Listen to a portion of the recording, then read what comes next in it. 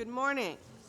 I would like to call to order the October 19th, 2022 City Council meeting. Let the record reflect that all City Council members and city officials are present. If you please stand and join me for the, before we do that, we have one thing I'd like the Vice Mayor to present. Good morning. I wanted to share with you that one of our former council members' wife, Terry Miller, the wife of John Miller, had a major heart event about a week ago. She is still in intensive care, and John called me last night and asked me to share this with you, and if you are a praying person, please send prayers his way, and if you are just a good thoughts person, I'm sure he would appreciate those too. Thank you very much. Thank you, Debbie. Okay, now if you would please stand and join me for the invocation followed by the pledge.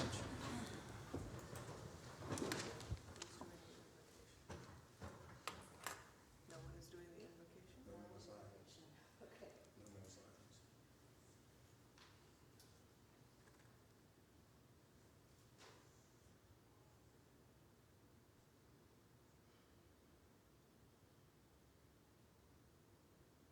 Thank you.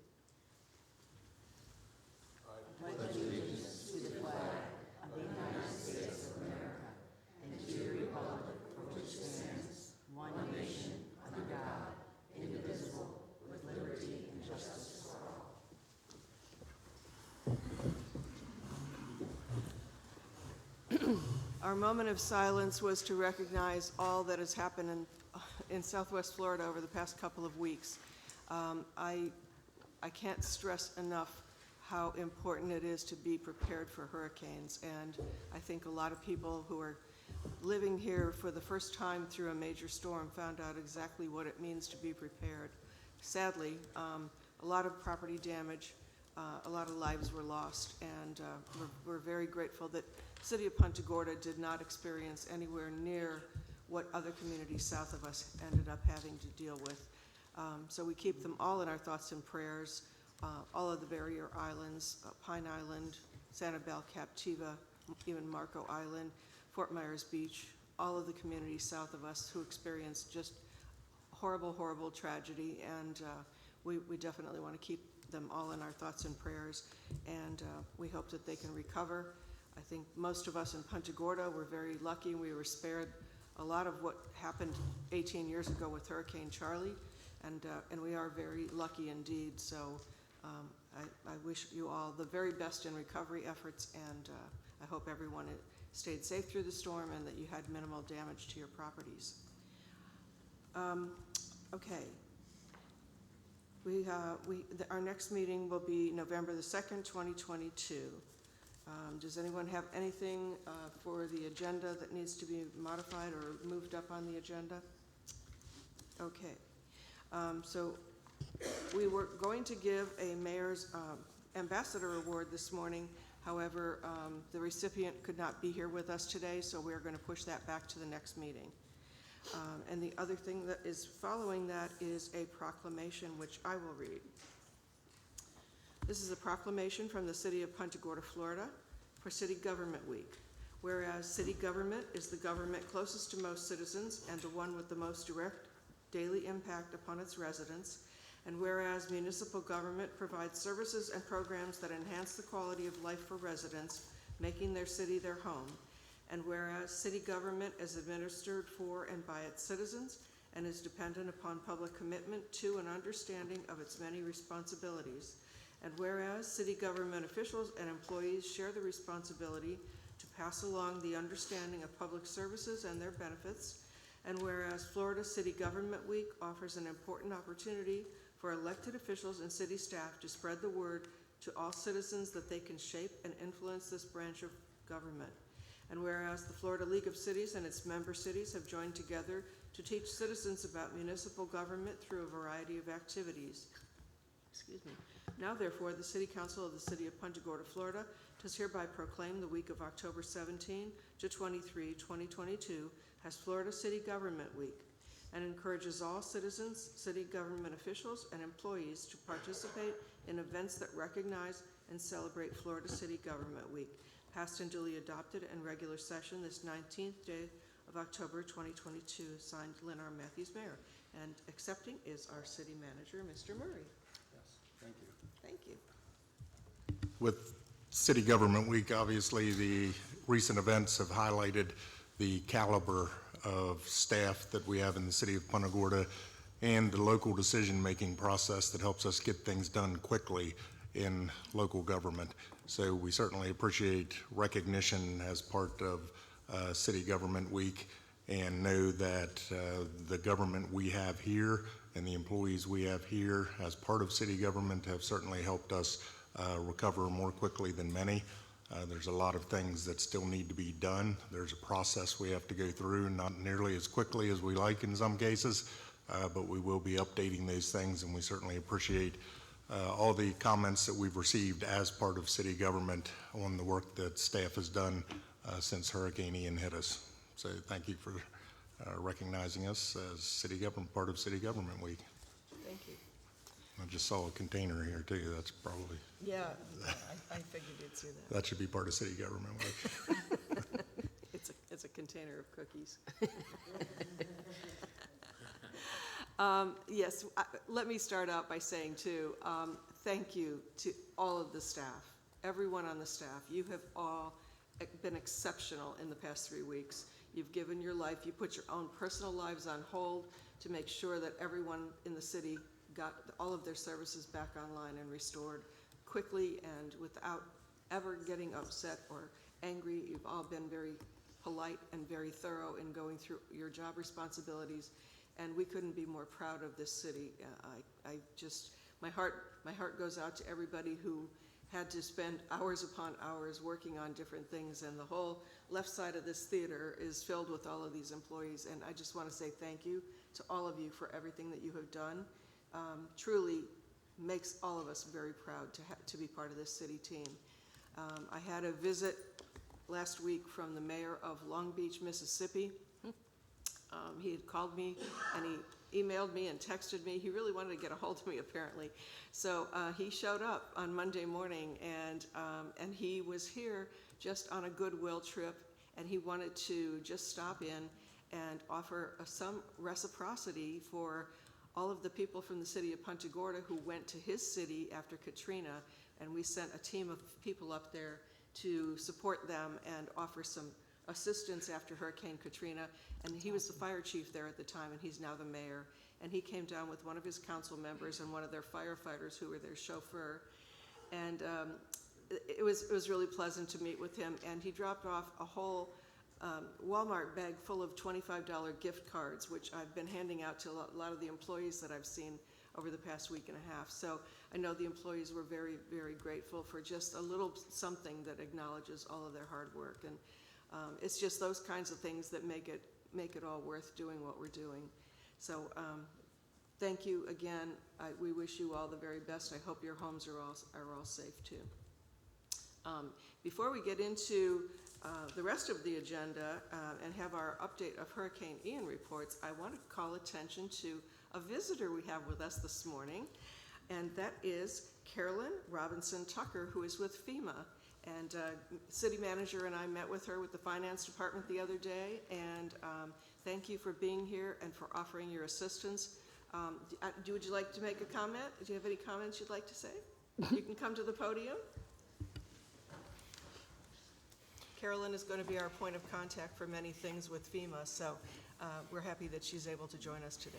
If you can just tell us how much money we're going to get, that'd be wonderful. I knew I shouldn't have came up here. Good morning. Just want to introduce myself. I'm Carolyn Robinson Tucker with FEMA. I'm what you call the Intergovernmental Affairs Specialist. And what that entails is that I am your liaison for our leadership into Joint Field Office. So any questions or concerns that the council members have, any stakeholders, you'll refer that information to me and I'll shoot it up and promise to get you guys responses back within 48 hours. And David, I think I owe you something today. I'll have that for you. And other than that, I'm glad to be here. Whatever issues or concerns you guys have, I'm here 100%. And I'm here to support your council. Anything that they need, any concerns that you all have, 100% they have our support. We just want to let you guys know that. Thank you. Thank you. We also appreciate the meeting we were able to have with you. We were able to discuss everything from private road debris pickup to seawalls. And got a lot of good information back and some ideas on how to make things move forward. So we really appreciate that you're here and that we're able to interact in a way that helps the city move forward quickly. Thank you for your responsiveness. Thank you. Okay, so we're going to move on to Hurricane Ian staff reports. Yes, again, I'll introduce our fire chief, which I'm pleased to be able to do as opposed to the interim fire chief. I think he's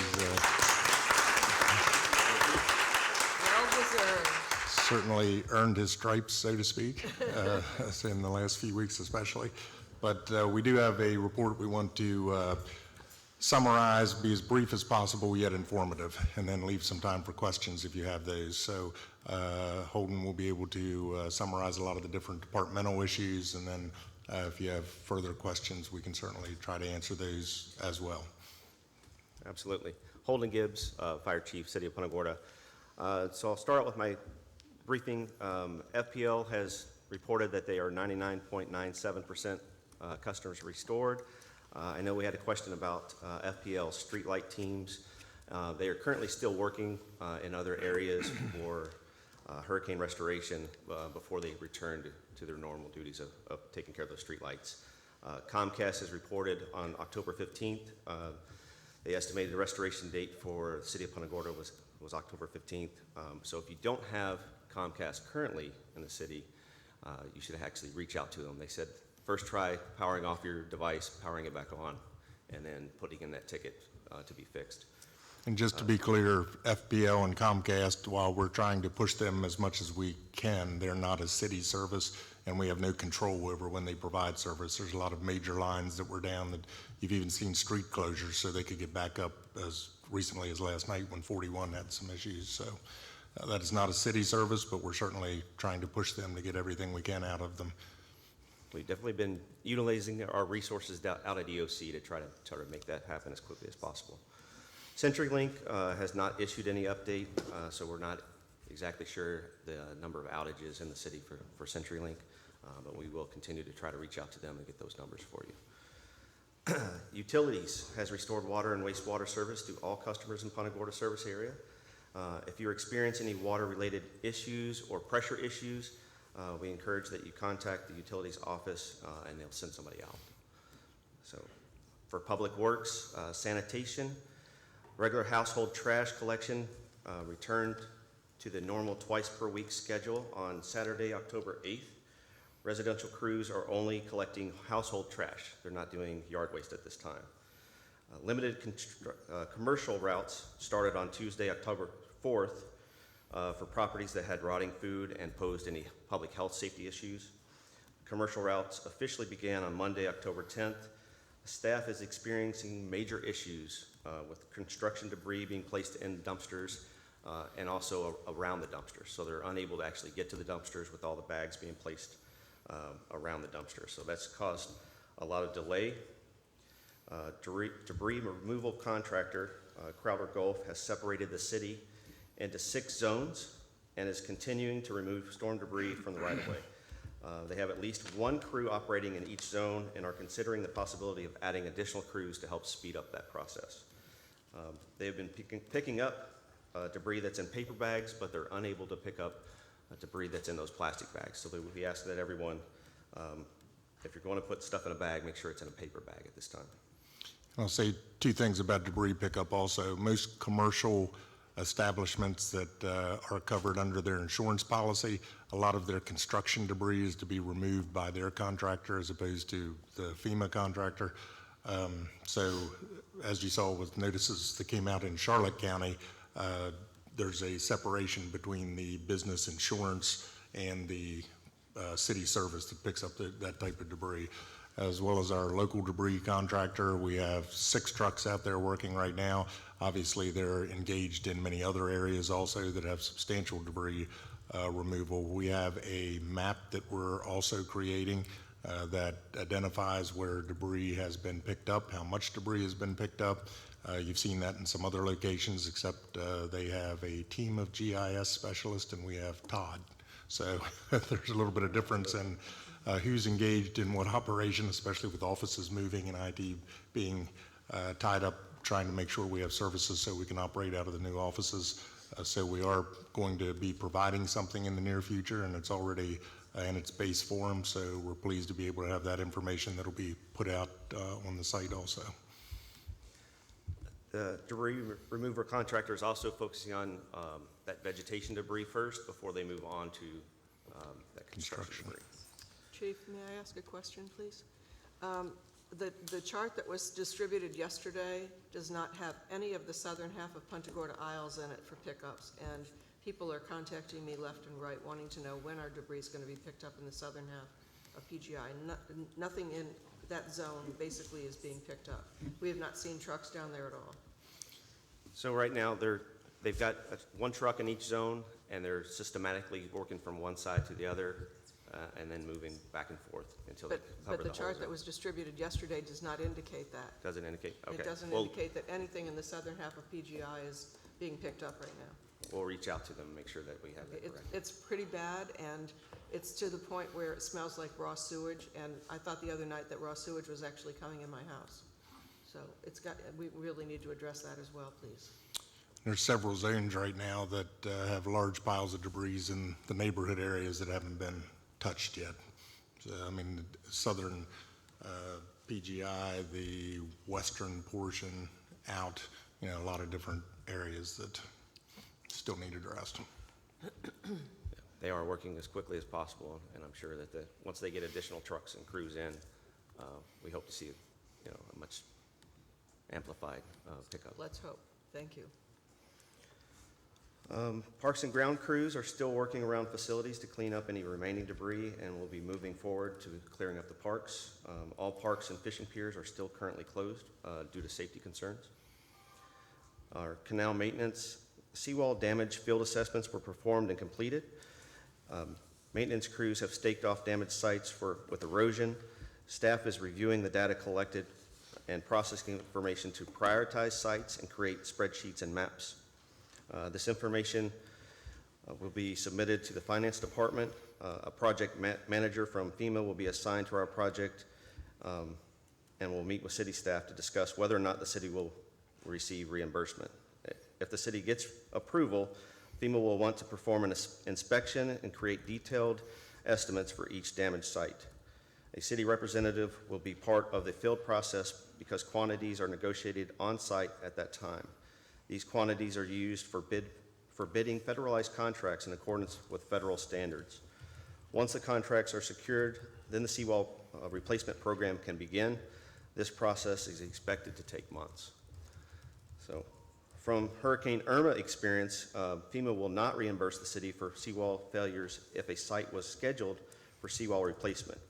FEMA considers those seawalls as already failed. The city has given the approval for a current seawall replacement contractor to start replacing seawalls identified in the fiscal year 2022-2023 seawall replacement work program that are classified as severe damaged high priority during the assessment. So there are 4 sites classified as severe, approximately 750 linear feet, and 1 site that is borderline severe with minimal erosion issues, approximately 300 linear feet. So the Marine Contracting Group has started the panel staging process and is expected to begin wall replacement work the week of October 24th. They are also currently working with the property owners to help prepare their properties for construction. A list of contact information and properties with seawall damage, depressions, or debris in canals has been generated from calls received at Public Works. The seawall damage information will be cross-referenced with data collected from the damage assessment to ensure that we have captured all damaged seawalls at locations. The canal maintenance pole barn collapsed during the storm. Steel for seawall panel production is stored under the pole barn. Crews were able to remove steel that was stored on the exterior of the pole barn and start forming seawall panels. Concrete is scheduled for the week of October 24th. Procurement is working on securing a contractor to remove the damaged pole barn to gain access to the additional materials. To kind of give you an update on where they stand. For channel markers, IT has set up Survey 123 report process to inspect and assess channel markers. Joe Trufan, along with the Volunteer Marine Patrol, will be performing the assessment. All damaged or missing channel markers will be added to the request for FEMA reimbursement. Officer Trufan is also marking sunken vessels and additional water hazards during his inspection process. The debris information will be shared with the contractor to remove debris from canals.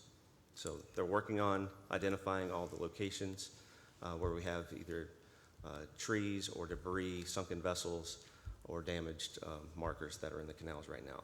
So once we get that, we'll be able to start moving forward with that. 7 pilings have been removed from the canals, and canal maintenance also experienced damage to its vessels, so their debris removal is limited. Boaters Alliance has created a dock match program to connect residents that have available dock space with residents that need a place to temporarily store their boats. This information is advertised on the city's webpage. Human Resource is currently working with our insurance companies to determine the extent of damage sustained to the city buildings and equipment. Contractors are currently mitigating damage and will soon begin the restoration process. City Hall Annex suffered damage to the roof, displacing city staff from the 3rd floor. Urban Design has been temporarily relocated to old council chambers. The city manager's office has been relocated to Lashley Marina Community Room. And temporary portable office buildings arrived yesterday at City Hall to house additional urban design staff. The utilities campus also received substantial damage, and their staff has been relocated to the Public Works building until additional portable office space arrives. Facilities has been working on safety hazards with a lot of the downed street lights and lighting structures. They're trying to make sure that our residents are safe. They've also been assisting with the relocating the city staff to the new locations. The fire department is back to normal staffing. Call volumes have started to decrease back to normal levels. We just received word that our new ladder truck should be ready and delivered by the end of this month. So we're excited about that. And Battalion Chief John Briggs is set to retire at the end of this week. So we'd like to take this time to invite everyone out to the farewell ceremony that's going to be Saturday at 9 a.m. at the Public Safety Building. Yes? Chief, when you were talking about public safety, do you have any kind of time schedule for when the stop signs are going to be put back up? I read this morning in the paper that there was a fatality in Port Charlotte because of a downed stop sign. I would like that not to happen in Punta Gorda. So right away right now that's their primary concern. They're working their way through the city to get all the stop signs back up. Right now they've run into a few snags as to the availability of materials to put up some of those signs. So that is their priority right now, is to make sure that we start getting all of our stop signs back up. And there's no way to temporarily stick them back up so that they're at least there? But they're working on it. They only have, I think, 4 members in right away right now. Oh, okay. So they're working through that process as quickly as possible. We're using some of the A-frame types. Yeah, that's what I was wondering. But again, they're limited into what we can do, and you see a lot of that on the state right-of-ways. Some of the stop signs that we did have up, I've seen several, not only the other night, but last night because of the wind that came in. They were up, and because it was so soft and we're using the old materials, especially the post that the stop signs go on, that's a long lead time to get new ones, the ones that are bent. It spun them around and blew them right back over again. The one flashing red light at Marion, at Fisherman's Village, that red light was spun around by the wind and actually facing Marion, so people in Marion thought they had to stop, at least on one lane.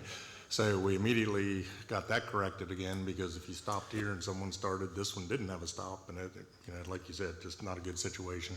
So they're still trying to put those back up, even the ones that were already righted, they're righting a second time. Of course, this morning as you drove in, you probably saw there's aluminum on the streets, there's blue tarps blowing in the wind in some areas, because there were some substantial winds when the cold front came in last night also. So we're going back out and redoing what we've done and that we're redoing again. So getting there, but materials and staffing is certainly stretched. It is. It is. I think a lot of departments have been stretched thin with trying to relocate and perform out in the field simultaneously has been challenging for sure. And many people are doing other duties as assigned right now. That's, You're absolutely right, that is a yep, concern. it's a concern. And the other thing is where It there does. used to be a traffic light and it may not currently be working, you have to treat that as a four-way stop sign. And people are going right through those intersections and it is a little scary It is. sometimes. Especially for those unfamiliar with the area. Yeah. They didn't even know a stop sign existed. So I'll let PD or Chief Davis report out for PD. Good morning, everybody. Chief Pam Davis, Punta Gorda Police Department. And as far as the stop signs, we have about 100 temporary or portable stop signs that we got from FDOT just, I want to say last week. So if anybody comes across an intersection that the stop signs are down and needs, we'll bring one out if we have to. So they can call our non-emergency line. We've been pretty good about trying to recognize those intersections that might be missing stop signs and putting them out there. Right away will help us as well. So we can at least get the portable ones out there. That's the portable ones we were talking about. So, Jones Loop Road at Aldi needs some of those. okay. Please know I was not complaining. I No, it's- I it's understand the I read the same article and situation. I'm like, man, I hope there's It's a valid nothing. concern. Yeah. Yeah. So I was that's- almost hit this morning, that's why I sort of brought Yeah, it back. and so, I mean, sometimes the officers are going to calls and they'll be distracted with a call, so they might not remember to go back and check that intersection. So we have no problem with anybody calling and letting us know, hey, this intersection needs a stop sign, so no problem at all. And just a quick update, we're back to normal operations. We're not seeing a lot of storm-related calls anymore. We did have some for people stealing sand from construction sites. That's a no-no, so do not steal sand from anywhere. Couple things that, just to give you an update, we did about 176 welfare checks during the emergency operation period, which was September 27th through October 7th. The dispatch, I told you guys before, really did a fantastic job. About 5,000 telephone calls received from the 27th through October 3rd. The day after the storm, the 29th, 1,149 telephone calls. We were getting all the 911 calls coming into just the Punta Gorda dispatch because there was cell towers down, so even Lee County was coming in.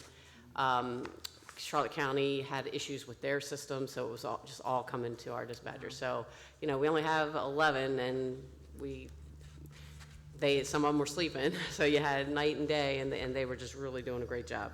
So you had 5,000 in a week's period, and normally in a month we have In a less month than we get, 4,000? so yeah, we have 3,010, I think we had the month of August, and just in a 5-day period, we had 3,080. So it was extraordinary. So like I said, operations back to normal. There's a couple things that I do want to bring people's attention to, and that is, yes, the parks are closed. That means pickleball and the tennis courts are closed. We're seeing people basketball go court. around our big flashing billboard sign that says park is closed, and they're playing pickleball. So we keep having to go in and tell people to leave. At some point in time, if we keep seeing repeat offenders, we're going to have to trespass them because it's dangerous. So we're asking you, please pay attention to the sign. Parks are closed. Don't go in there and play pickleball. And it's not just the basketball, pickleball, and tennis courts. You can clear those all you want, but you have to get to them. And you have Yes. liability in the Yeah. parks. We still have trees that are leaning. If someone gets injured, that's, a big issue for the city, so. And I know that Chief Gibbs touched on Joe Trufan, and our Marine volunteers are out there trying to locate all those hazards. Again, if you know of a hazard and you want to make sure that we've got that information, please call the non-emergency line. And just leave a message for Joe. He'll make sure it gets put on there. But I do want to bring up derelict vessels and the issues that are happening. A lot of people are saying, oh, that vessel's derelict. It's up against the mangroves. We understand that, but we are limited by law. We have 45 days that we have to give somebody an opportunity to remove that vessel. Statute says we can't do not even a derelict vessel investigation until the 45 days is up. But what we're doing is we're trying to get the FL numbers from these vessels and contact the owners and give them the opportunity to get them out there. And it's been working. So as long as we can get close enough to get an FL number, that's what we've been doing. So I know that's been coming up a lot. So any questions, anything else you want me to touch on? All right. Thank you.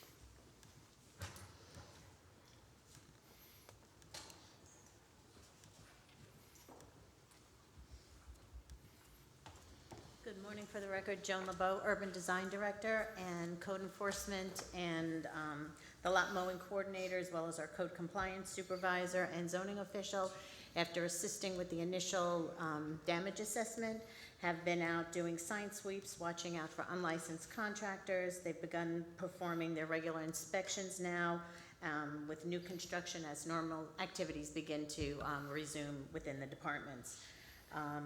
The code compliance supervisor is also overseeing the schedule of those officers on their daily tasks, resuming zoning reviews as they are starting to trickle in, and as we get back to normal. They're answering a lot of phone calls regarding questions on what to do if, when, etc. The lot mowing program will resume on 10/26 on the participating properties, provided the vacant lots are cleared and safe for the equipment to be on. So there may be some that do not get done due to the fact that there's still debris on them. The zoning official is back to reviewing various applications that are still being submitted, working on staff reports, board presentations, answering numerous questions from the public on what people can be doing on their properties as they're starting to fix up and repair their damages. Urban design staff has been assisting the GIS coordinator with developing a tree damage assessment layer using the new Survey 123 program. The program was used, as you heard, by Building and Fire during the initial damage assessments, and the planners are in the field going through the parks, the medians, and any of the pathways, assessing the damage to the trees. This information we are looking forward to using as opportunities arise for future grants for the reforestation of the areas. Our principal planner has also been performing inspections and photographing the city historic structures, and our volunteer groups such as the PGI Green Thumbs, downtown, the Punta Gorda and Bloom group, they've been doing their own cleanup programs, so they've assisted in the nature park.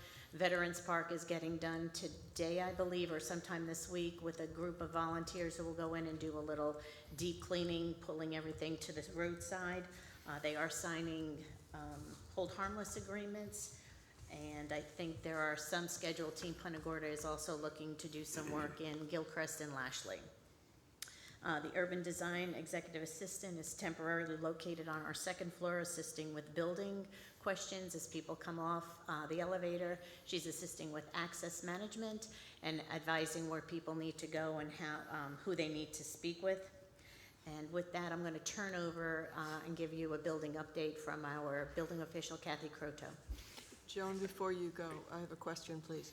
I had a resident send me an email yesterday, and I've talked to the city manager about this, but with regard to trees that, trees that have fallen on vacant properties and the owner is not here, will we be reaching out to those property owners to require them to come Absolutely. and clean up their yards, or we have to do it and then And charge them. charge them? Well, And that's the one I It'll sent have to to go you. through the normal process Yep. of code enforcement Yeah. at that point. But yes, we will contact them proactively and ask them to come in. They'll give them a certain amount of days, and then they'll start a code case on it. Okay, in this particular case, the tree is hanging over the seawall and it's in the waterway. Yep, and we've already been advised of that, and Lisa was going to send out a notification letter to them. Okay, thank you.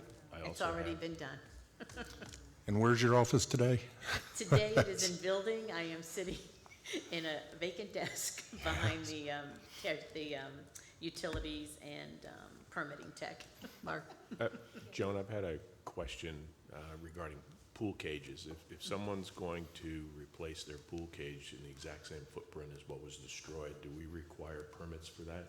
I believe we do, yes. We do. Yes. Yes. Yes. It is, because I'm told, and I don't know that this is, Kathy will update those requirements of those items that need to have permits pulled. Okay. Even if it is on the same footprint. And new screening's different than the cage. New screen, we don't have to have. No. I can answer that question first. So anything that, Sorry, your name for the record, please. oh, sorry, Kathleen Courteau, building official. So just to answer the question related to the screen enclosures or the pool cages, they do require a permit. They are a structure, so they'll need to meet today's code. So they'll require engineering to be submitted. If it's a newer cage that was built under today's code, they could use the same engineering package that they have, but if it was an older cage built under a different code, that will require a permit. We know that it's being put back in the same location, so as far as a zoning issue, we shouldn't have any problems with zoning.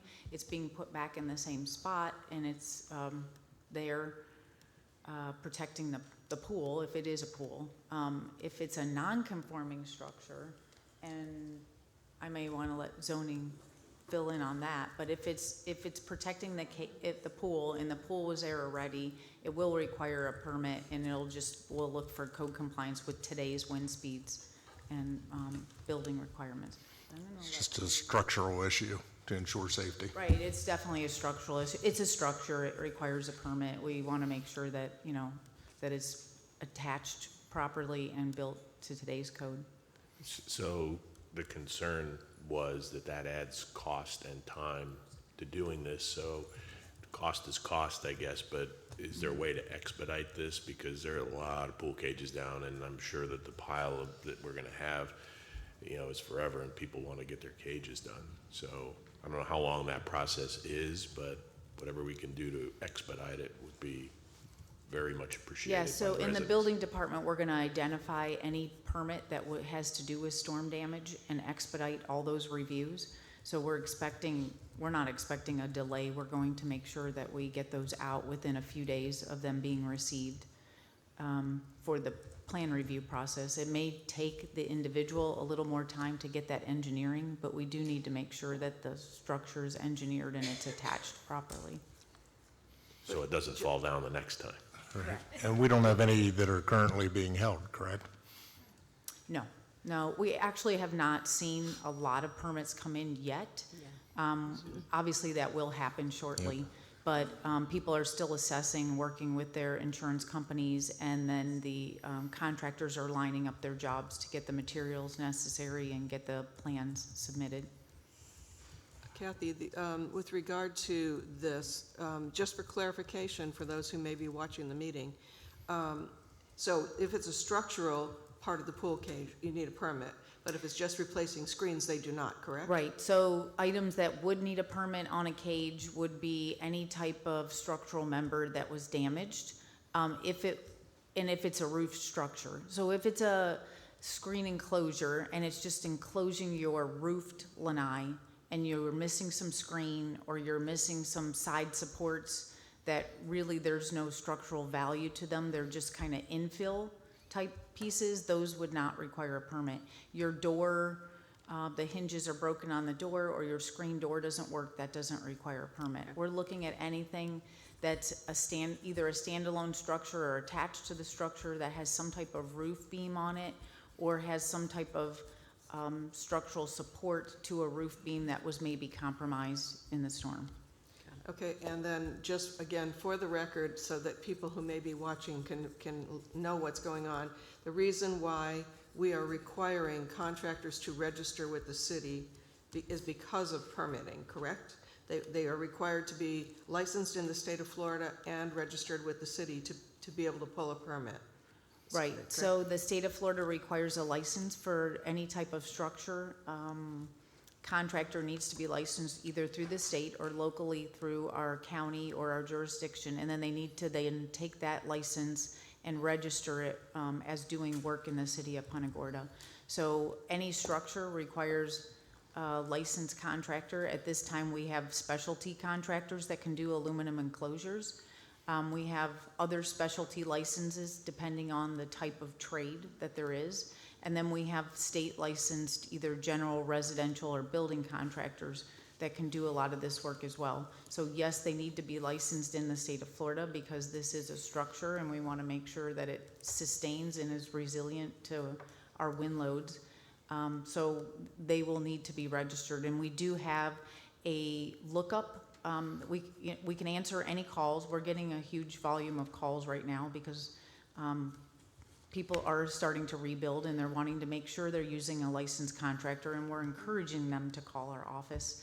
So we also have an online lookup that you can go to through our website. So you can go into the building area of the city's website, and there's a contractor licensing lookup, and we can direct them directly to that, and it'll give the business name. If they are registered within the city, they are on that list, and it would need to say that they're active.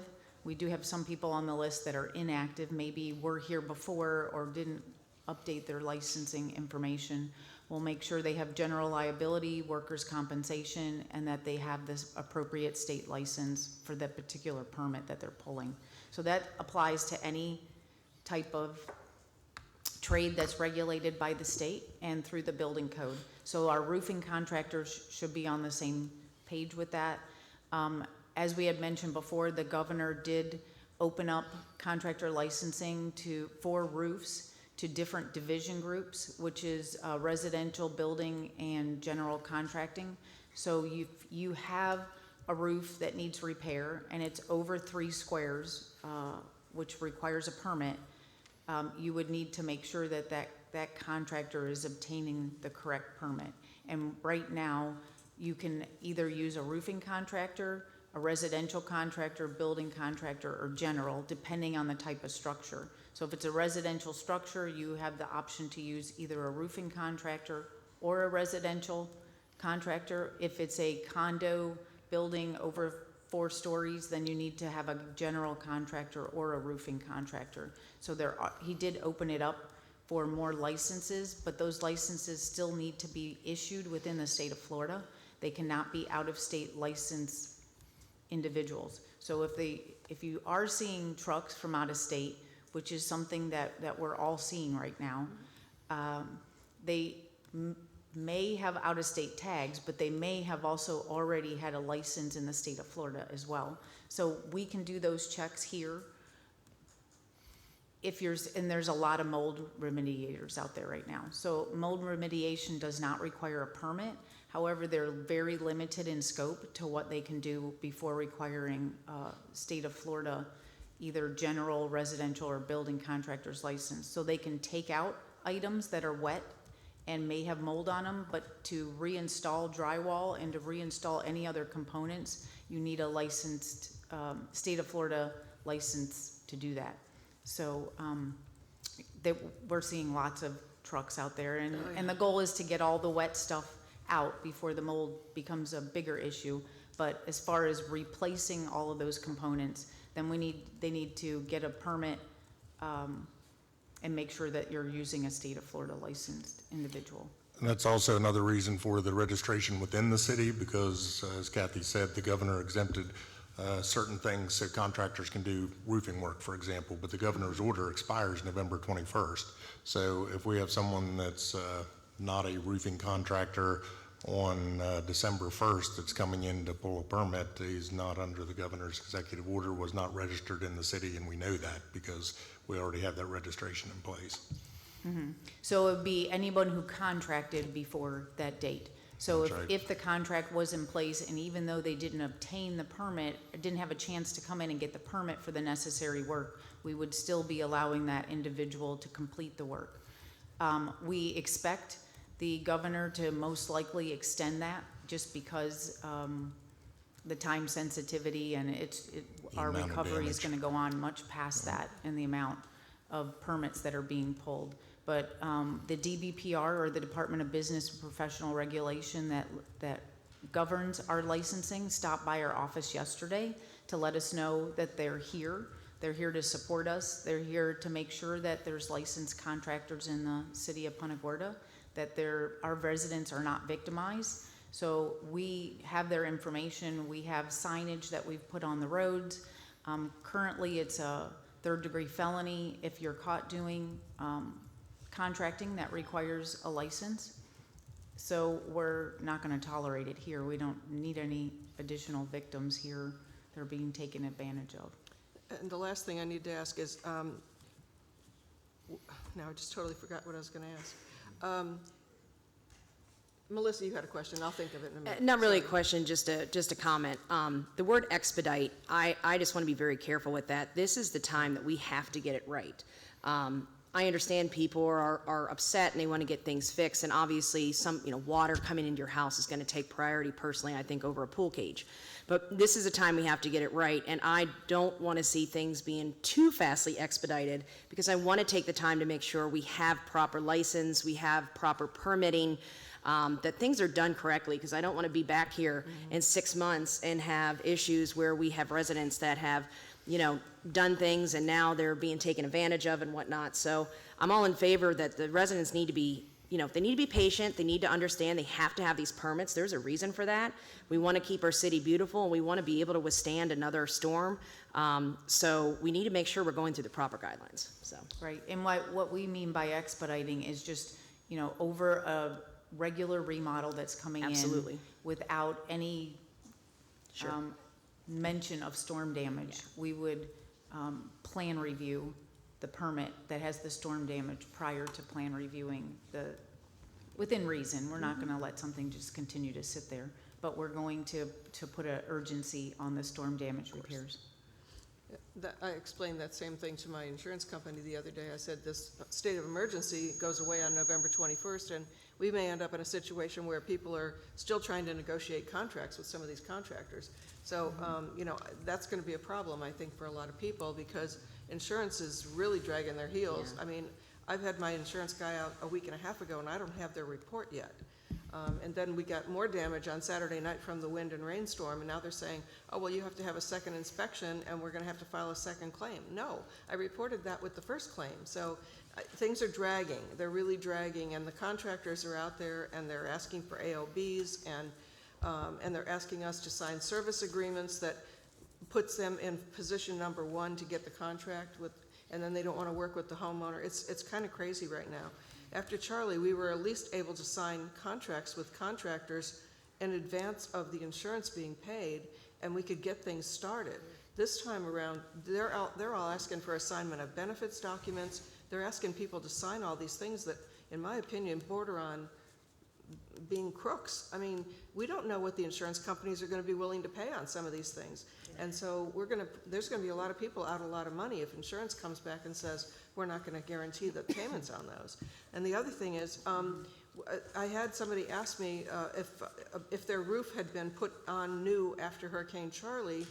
It's on my street. And I said, I lived here, but quite honestly, I don't remember what roofs were put on after Charlie or weren't put on. We used to have a lookup availability for all the past permits for a specific residence on the city website. I'm not finding that. Can we get that reactivated?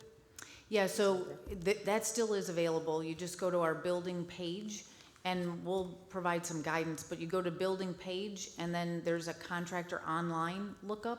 So you go to that online lookup, and you should be able to, once you put a parcel address in, pull all of the permits that are associated, that are in our system, that would be associated with that parcel. Okay. I'll double check to make sure it's functioning properly, but you should be able, if you put a 123 Elm Street in there, you should be able to find any permit that's ever been issued within our system for that particular address. Okay, could you please send the council members that information, because that's kind of important, and I've had more than one person ask me that kind of information. I think it would be helpful, to be able to share. It'll also save you guys a lot of phone calls. If people can look up the history of their property and also whether a contractor is currently licensed with the city. And I know that changes by the minute right now because everybody's coming into the city and trying to register with the city, but that kind of information would save you guys a lot of time. I agree. So we have a few tools, and we'll make sure that we send that out to you. We have a contractor lookup tool. We have the permitting tool either by parcel or permit number to get a status if you are looking to try and just track your permit as it comes in, and you have a permit number. And then we also have an elevation certificate lookup for FEMA elevation certificates if somebody's wondering if their house or their structure is at base flood or at design flood or not. So I'm just going to start with my presentation now, since I kind of got sidetracked. But so we are in the recovery section, and as we're going into the second phase of this storm, our department's kicking it into high gear right now. So we are extremely busy. We've assessed close to 6,000 structures have been identified as having some type of damage. So 12% of those were identified as severe, with that number to possibly change based off of our windshield assessment. 71% of them are structures that we assessed were affected in some way, and 1%, less than 1%, or somewhere around 1%, are completely destroyed. So as a resilient community, we actually fared fairly well with this storm.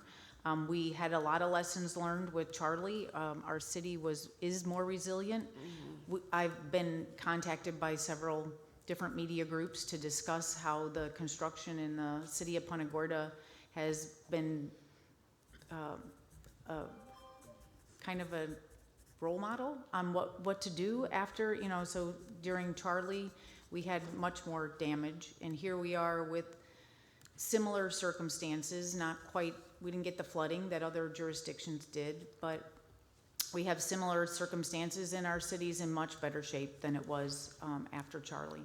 So we can see that those roof permits, where we're requiring permits for those cages, we're actually can tell the difference in a structure that was built since 2001, the Florida Building Code, till now, and how as these roof structures are being repaired and replaced, that they're also being re-nailed to today's requirements and adhered properly with secondary water barriers. So we're trying to see less water infiltration into those structures.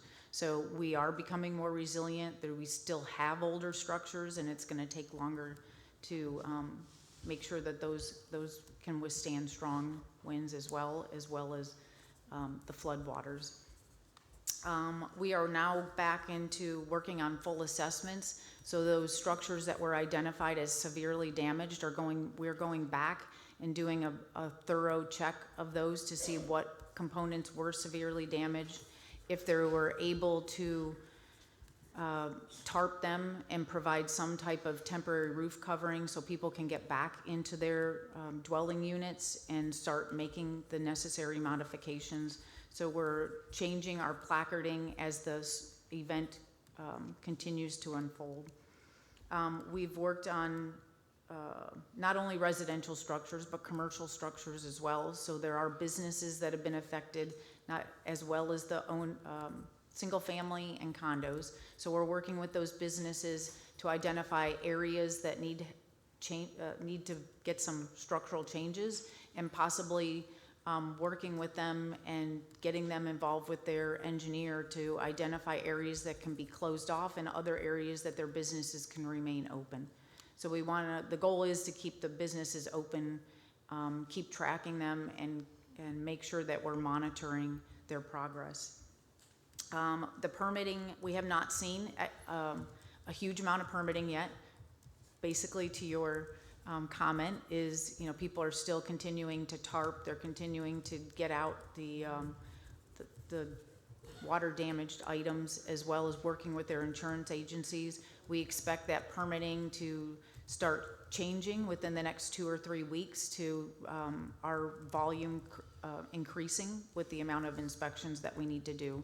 Right now, the emphasis is not only on re-roofs, but electrical service change-outs, and any electrical work that needed to be done with the re-energizing of the buildings has been a priority for us as well. So we're pretty good with that. As the chief said earlier, most of those buildings and the power has been restored to those ones who can have power restored at this point. The code has been something that we've been discussing. We've getting a lot of calls on contractor licensing and on the effectiveness of the code. So we are working with people as they come in the office to try and understand what is required of them to be able to rebuild, and on contractor licensing, what's required for that piece. And like I said earlier, the DBPR did reach out to us yesterday. They are fully there for our support. We just need to reach out to them. They were in the area last week, kind of canvassing, sweeping the city already, observing, trying to make sure that licensed individuals are out there and writing contracts. There was an article on in the actual news earlier in the week that They did do an arrest in Charlotte County with somebody who was just taking money and was totally unlicensed to do the work. So like I said, we will continue to work with the DBPR and our law enforcement to make sure that that's handled appropriately. So the last one is more of a difficult conversation, but FEMA is here to help us. We'll be working with them on substantial improvements and substantial damage. So any of those structures that are considered non-conforming per FEMA guidelines will need to be addressed and identified separately. And there are certain dollar amounts that they can spend on rebuilding their structures. So we will continue to work with those individuals. We will use the best available data from our property appraiser on what those depreciated values are of those structures and try to get some good hard numbers to be able to help our residents rebuild if that is what lands up happening, or to repair. So we continue to answer questions on what is substantial improvement, what is substantial damage. Just as a brief outline, the definition itself has to do with any structure that's non-conforming according to FEMA's guidelines. That could be the no flood vents in an area that needs to have flood vents that's allowed to be below base flood elevation, which would be parking, access, and storage. Or it could be a structure that was built prior to our current finished floor elevations. So currently you have to build to design flood elevation, and if there was a structure out there that doesn't meet the current effective firm maps for elevation and the design flood requirements, they would be considered non-conforming and would need to be under that 50% rule. So they basically have a dollar amount that they can spend on those structures, bringing them up into compliance and hardening them prior to elevating or bringing the structure into full compliance. So we've had a few people come in the office asking questions. Some of those structures are going to be more than 50% just based on the damage that's occurred, whether it was a combination of flooding and wind damage or whether it was just wind damage. We are gonna see those things happen, and we're gonna work with the residents to try and make sure they fully understand what those requirements are. They in turn will work with their insurance companies. If we do determine something to be substantially damaged, we would then write the individual a letter, and they would use that to work with their insurance companies to bring their structure and work with the dollar amounts that they need to either get a new structure there or put something in that's compliant. It is a difficult conversation, but it is a fact that buildings that are not to today's standards are not as resilient as buildings that we see today. So elevating buildings is key to keeping them sustainable and keeping the occupants within them safe. So we don't want people seeking refuge in a structure that's built 4 foot below the required base flood elevation just because they're more at risk. Even though they may have hardened the structure, they're just more at risk for flooding and damages. I think that's it. I could let Lisa talk a little bit about possibly any type of element that may be damaged beyond repair and needed to be replaced. That could be possibly a non-conforming issue per zoning, but I don't know that we're gonna see that many of those. If it's a pool and the pool wouldn't be allowed to be built today, but it had a cage around it, we're gonna allow that cage to go back around it. But if it's something that the entire structure doesn't meet today's guidelines and the entire structure is deemed unsafe or needs to be removed, then they would have to meet today's standards for zoning requirements. Okay, so just for clarification, again, for those who may be listening, because there are a lot of people that watch these meetings, a permit will be required for new roof, for do they have to get one for, they have to get one for roof repairs if it's over a certain amount, correct? Right, so any work that you're doing that's either structural or non-structural, meaning, like say you need to gut the inside of your house just because the water was damaged beyond what the drywall can handle and there's mold in there. So any of those non-structural items like that will require a permit. Something that wouldn't is replacing your cabinetry, maybe 1 foot of drywall at the bottom where you had some water infiltration sitting at the bottom. But anywhere where you're removing entire ceilings full of drywall that had insulation in them that now needs to be looked at for energy code compliance, all of those things will require a permit. A replacement of a roof will definitely require a permit. We've extended the requirements from 1 square to 3 squares, so 300 square feet of repairs do not require a permit. They still require a licensed contractor, but we will not require a permit for those, just so that we can get those roofs dried in and people can get their structures safe again. Any type of structural repair, you got some trusses damaged, you got some sheathing that came off, you've got some exterior walls that were either compromised or removed, you have some windows or doors, which we call openings, all of those require permits. The only things that are not going to require permits are your finish items, your carpeting, your flooring, your cabinetry, those type of things where you just want to go in and put new finishes in. What about soffits and gutters? Soffits and gutters actually require a permit as well. The gutters, not so much. We're not looking at the gutters and the attachments to the roofs, but the soffit and the fascia or anything in the soffit actually has a requirement attachment, and it's actually an inspection in the building code now, because so many of the soffits didn't fare well with last storms. There's actually a specific attachment method by the manufacturers now that need to meet the wind speeds. So yes, soffits do require a permit. That's interesting. You've got a lot of contractors doing that work right now without a permit. Okay, so roofs, pool cages, soffits, but not screens, if you want to just do a screen. If you want to repair your screen, if you want to replace an infill, like you have a lanai that's got under roof already, whether it's a trussed roof or an aluminum roof, and you're just screening that and infilling it to keep the bugs out, that does not require a permit. Okay. Thank you. That's all my questions right now. Anyone else? David? Yes, Mayor, Kathy mentioned in more or less in a very comprehensive way with respect to substantial improvements as they relate to the building code.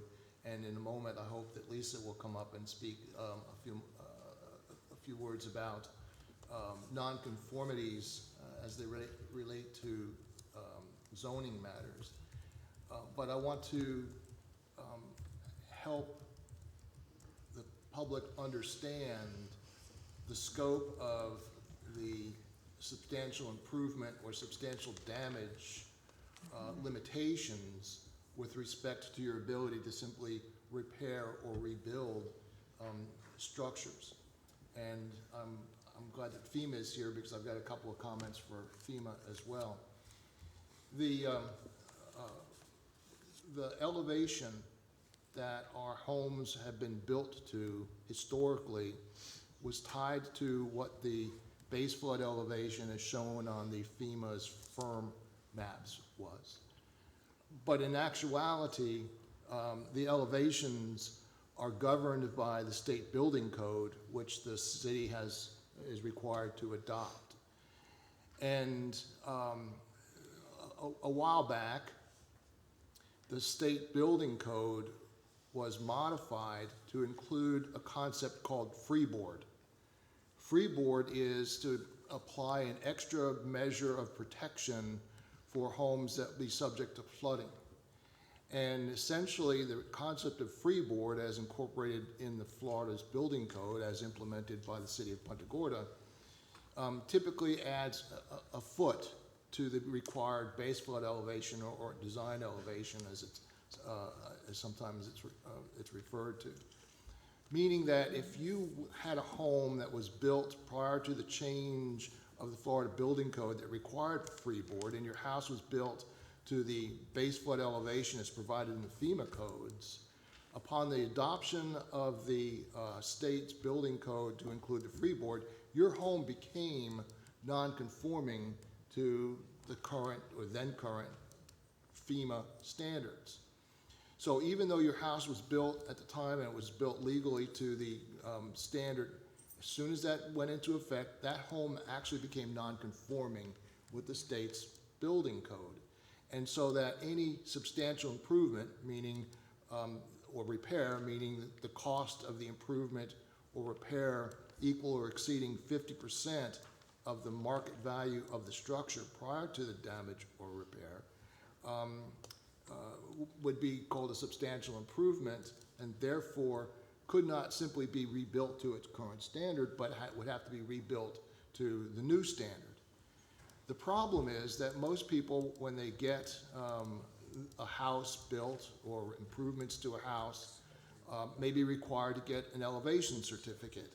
And that elevation certificate is a form that's drafted by FEMA, and it requires that the FEMA flood zone be included on the form. It requires what the base flood elevation is from the map that's relevant to that area, and various elevations of the structure in relation to that. But that in and of itself doesn't tell the whole story, because it doesn't require the surveyor, who is required to fill out that form, to include what the local or state freeboard would be. So that when you get an elevation certificate and you get a surveyor saying what the top of the first living floor, for example, is for FEMA purposes, that won't accurately reflect compliance with the current state building code.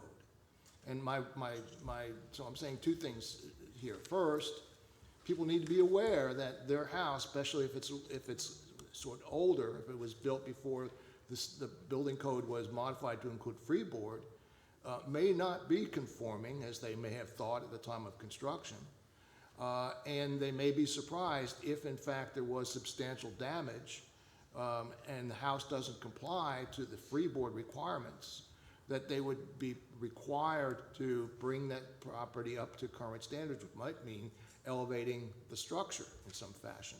And I would request that FEMA take into consideration how these forms are being used, at least in the state of Florida, and how those forms don't accurately reflect what the required minimum elevation is going to be for new construction or to base determinations of substantial improvements.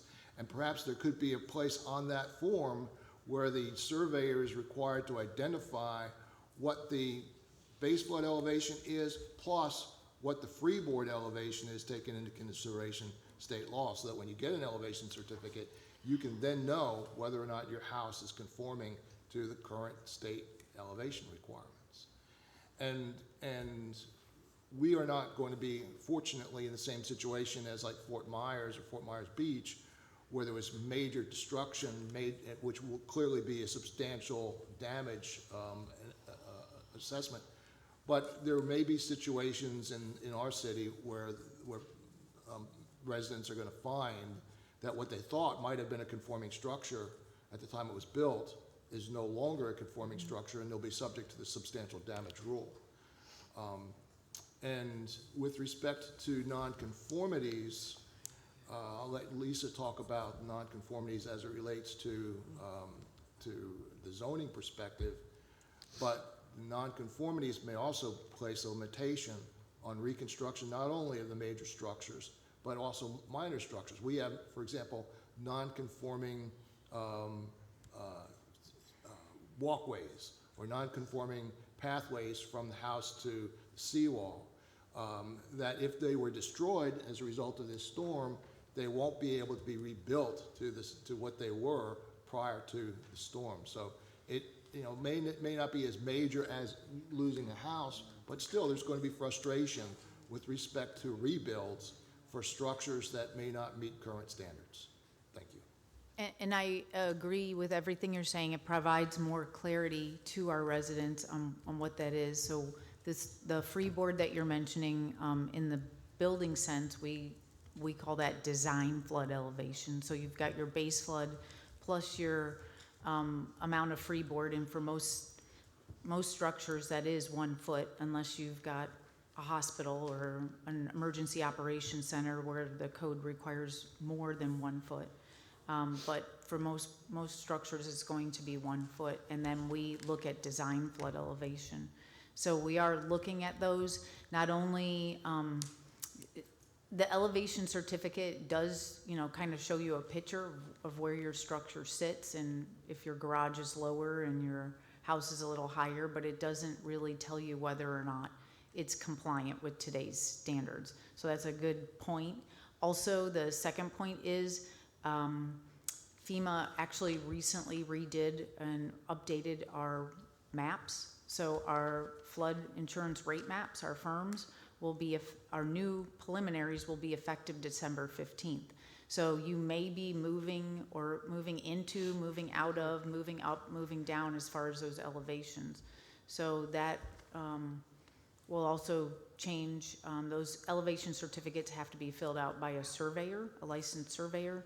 So those surveying companies and those flood zones, the major change with the firms are there's better available data because there's more digital and information in there, and they did some more comprehensive transects. So instead of looking at the contour of the land, and it was maybe before they looked at it about a half a mile or a mile apart, now they're looking at it at so many feet apart. So maybe they did 200 feet and then started looking at how the land contours and how the water's going to react to that piece. So our maps will be new as of December 15th. There may be some different caveats in there, and we are actually using a different measuring method. So we'll go from NGVD to NAVD, which may cause some confusion as well, just because it's a different measuring system. So those elevation certificates that we have that were done in one datum will now need to be converted into another datum. It doesn't necessarily mean the structure is going to be non-compliant. It just means it's a different datum, and we'll need to make sure that we're making the appropriate changes internally. But yes, the elevation certificate helps tell us as a building department whether or not the 50% rule would apply or not. So they are a very good tool for us to use. And I will let We're going to Lisa have talk to, about it. I don't know, Lisa, if you have anything. We're way beyond the staff update for the storm right now. It's a really good discussion, but we're just running long. And now we can't blame everything on FEMA today because we have a representative here, so that that changes the whole conversation. So with that, though, I don't know if there's any more substantial updates or questions on that part. If not, with permission, we should probably move I on can through. be very brief. Lisa Hannon, zoning official. As Kathy said, we'll let somebody replace their pool cage because most likely we have very few out there, I think, right now with non-conforming rear yard setbacks. If it were a pool that is being destroyed with a seawall going down that's like 5 feet from the seawall, no, it would not be able to come back in that fashion. And if a major structure, or if the structure is more than 50% damaged of the value of it, then it would have to be compliant with the code in effect at the time of reconstruction. Thank you. Okay. Do you have anything? Questions for staff? Is there any, does anyone have any other questions for staff before we move on? Okay. This will be the time for public input. If there's anyone in the audience that would like to come to the podium and comment on anything, whether it be on today's agenda or anything else, you can state your name for the record, and you have 3 minutes. Good morning, Kelly Gaylord from the Punta Gorda Historic Mural Society. I also wanted to give a post-hurricane update on our murals. We went out after the storm and inspected all of them. They all survived, I'm happy to report. Yay. So that is a big change from Hurricane Charlie. Many of them were covered with large amounts of debris, I should say. Pieces of roofing, tar, all kinds of crazy things. We did wipe them down, wash them down, in some cases scrub them down.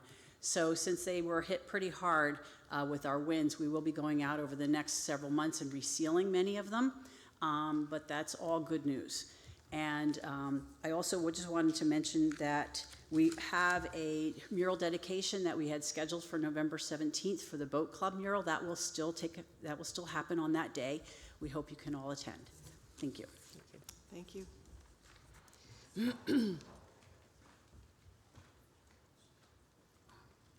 Hi, Jeff Lustig. Just a quick comment about the Punta Gorda sign ordinance. Are we planning on appealing that decision? And I'm concerned about the 14-2 noise ordinance, that we don't make the same mistake with that. If the city attorney can comment on that at the end, that'd be great. Thank you very much. Is there anyone else that would like to address council on any issue? Okay, seeing no one coming forward, we will move on. If there's anyone in the audience that would like to introduce themselves as a candidate for a board or committee, you are welcome to come to the podium and introduce yourself. State your name for the record, and you have 3 minutes.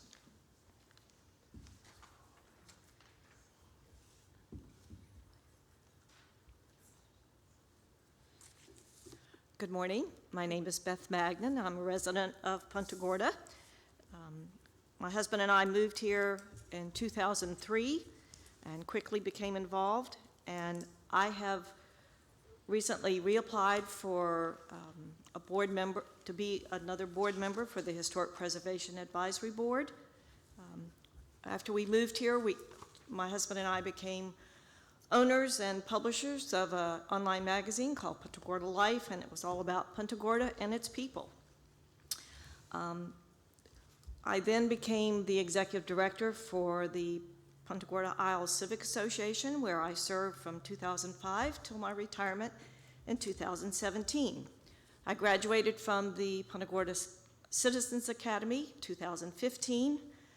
In 2020, I also served on the fact-finding pickleball committee appointed by the City Council. I have served on the Punta Gorda Historical Board from 2005 to 2008. Then years later, I was elected to the Punta Gorda Historical Society Board again in 2020, and I am currently the president. In 2021, I was appointed to the Historic Preservation Advisory Board, and I have enjoyed serving the community. I ask you today to be reappointed to the board for the Historic Preservation Advisory Board for another term. And if I might, on another topic regarding the Punta Gorda Historical Society and the History Park, we have a unique situation where we have a lease with the city regarding the History Park and our buildings, and we have worked very hard to clear the History Park, and the debris, of course, surrounds the park on the streets, and we hope that the cleanup will occur sooner than later so that we can get our Sunday market back up and folks can get back in and enjoy the park. And I would like to commend the staff for the city for all their hard work and helping us in recovery. Thank you. Thank you. Is there anyone else that would like to introduce themselves as a board or committee candidate? Okay, we'll move on. The next section of our agenda, we have 5 quasi-judicial hearings. If there's anyone in the audience that plans to speak on item number 3A, 3B, 3C, and 3E, these 4 are quasi-judicial, so you will need to be sworn in, so please stand and be sworn in at this time. Yes, do you swear or affirm the testimony you're about to give will be the truth, the whole truth, and nothing but the truth? I do. When you approach the podium, please state your name and indicate that you have been sworn. So the first item on the agenda, which is quasi-judicial, is an ordinance AX-03-2022, the first reading of an ordinance, which I'll read by title only. An ordinance of the City Council of Punta Gorda, Florida, annexing within the municipal limits of Punta Gorda 11 plus or minus acres located in Charlotte County, Florida, addressed as 3200 and 3240 Cooper Street, as more particularly described in Exhibit A, in accordance with the voluntary annexation provisions of Section 171.044 Florida statutes, redefining the boundary lines of said city in conformance therewith, amending the official boundary map of the city of Punta Gorda, Florida, directing the city clerk to provide certified copies of this ordinance to the Charlotte County Clerk of Court, Charlotte County Administrator, Florida Department of State, and Florida Office of Economic and Demographic Research, providing for conflict and severability and providing an effective date. Good morning, Lisa Hannon, zoning official, and I have been sworn. I would like to enter our staff report into the record in its entirety by reference.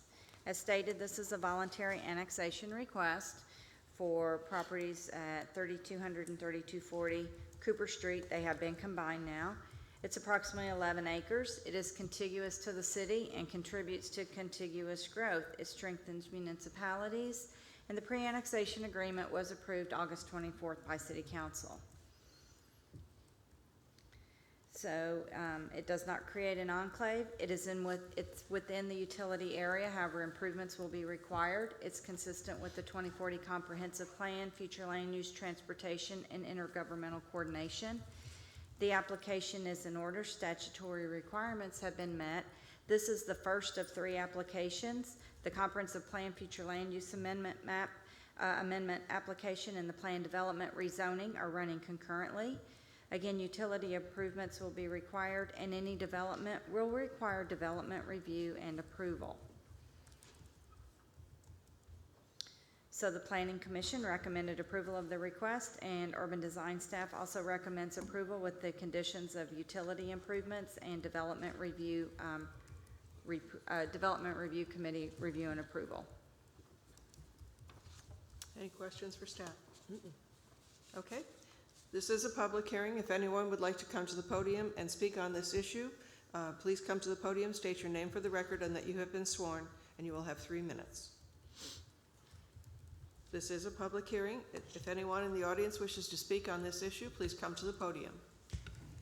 Last call. Does anyone wish to speak on this issue? Motion to close public hearing. Second. We have a motion and a second to close the public hearing. All those in favor, please signify by saying aye. Aye. Opposed? Motion carries unanimously. Move to approve AX-03-2022. And would you include in your motion, please, the inclusion of the conditions as specified by staff? Yes. Thank you. Second. Okay, we have a motion and a second to approve AX-03-2022 as stated.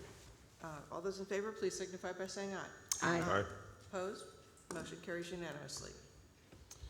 Next quasi-judicial proceeding is for CP-03-2022, first reading of an ordinance, which I'll read by title only. An ordinance of the City of Punta Gorda, Florida, amending the City of Punta Gorda Comprehensive Plan Future Land Use Map to include newly annexed lands, amending the future land use map to reflect the change in the current designation of low-intensity industrial/county to light industrial/city for 11 plus or minus acres, being more particularly described in Exhibit A attached here 2 and incorporated herein, and addressed as 3200 and 3240 Cooper Street, Punta Gorda, Florida, providing for conflict and severability and providing an effective date. Good morning, Lisa Hannon, zoning official, and I have been sworn. I'd like to enter our staff report into the record by reference in its entirety. Again, this is the Comprehensive Plan Future Land Use Amendment application, and it is the companion application for the annexation. Property, again, 11 plus or minus acres, and this precipitates the need for the Comprehensive Plan Amendment, having it annexed into the city. The amendment will change the future land use map from county low-intensity industrial to city light industrial and apply all the provisions of the city's comprehensive plan. So it is consistent with the city's comprehensive plan, 2040, future land use objectives 1.1.2, 1.1.14, and policy 1.1.10.1, coastal management element policy 2B.1.4.4, infrastructure objectives 3.1.1, 3.1.2, 3.4.1, policies 3.2.2.3, 3.4.1.1, 3.7.2.3, housing objective 4.1.8, policies 4.1.8.2, 4.1.8.3, transportation objective is 7.1.6, policy 7.1.3.5, intergovernmental coordination, policy 9.1.1.1, parent B, and capital improvements objective 10.1.4, policy 10.1.4.1. Concurrency requirements, roadway. It is an existing road network. Its proposed use is warehouse storage, so it will have low traffic impact. It's within the utility service area for potable water and wastewater, sanitary sewer. However, utility improvements will be required. Stormwater and drainage will be require further review at the time of the Development Review Committee application submittal. And solid waste, the county's facility has sufficient capacity. The findings are that it's 11 plus or minus acres, compatible with adjacent uses, consistent with the 2040 comprehensive plan.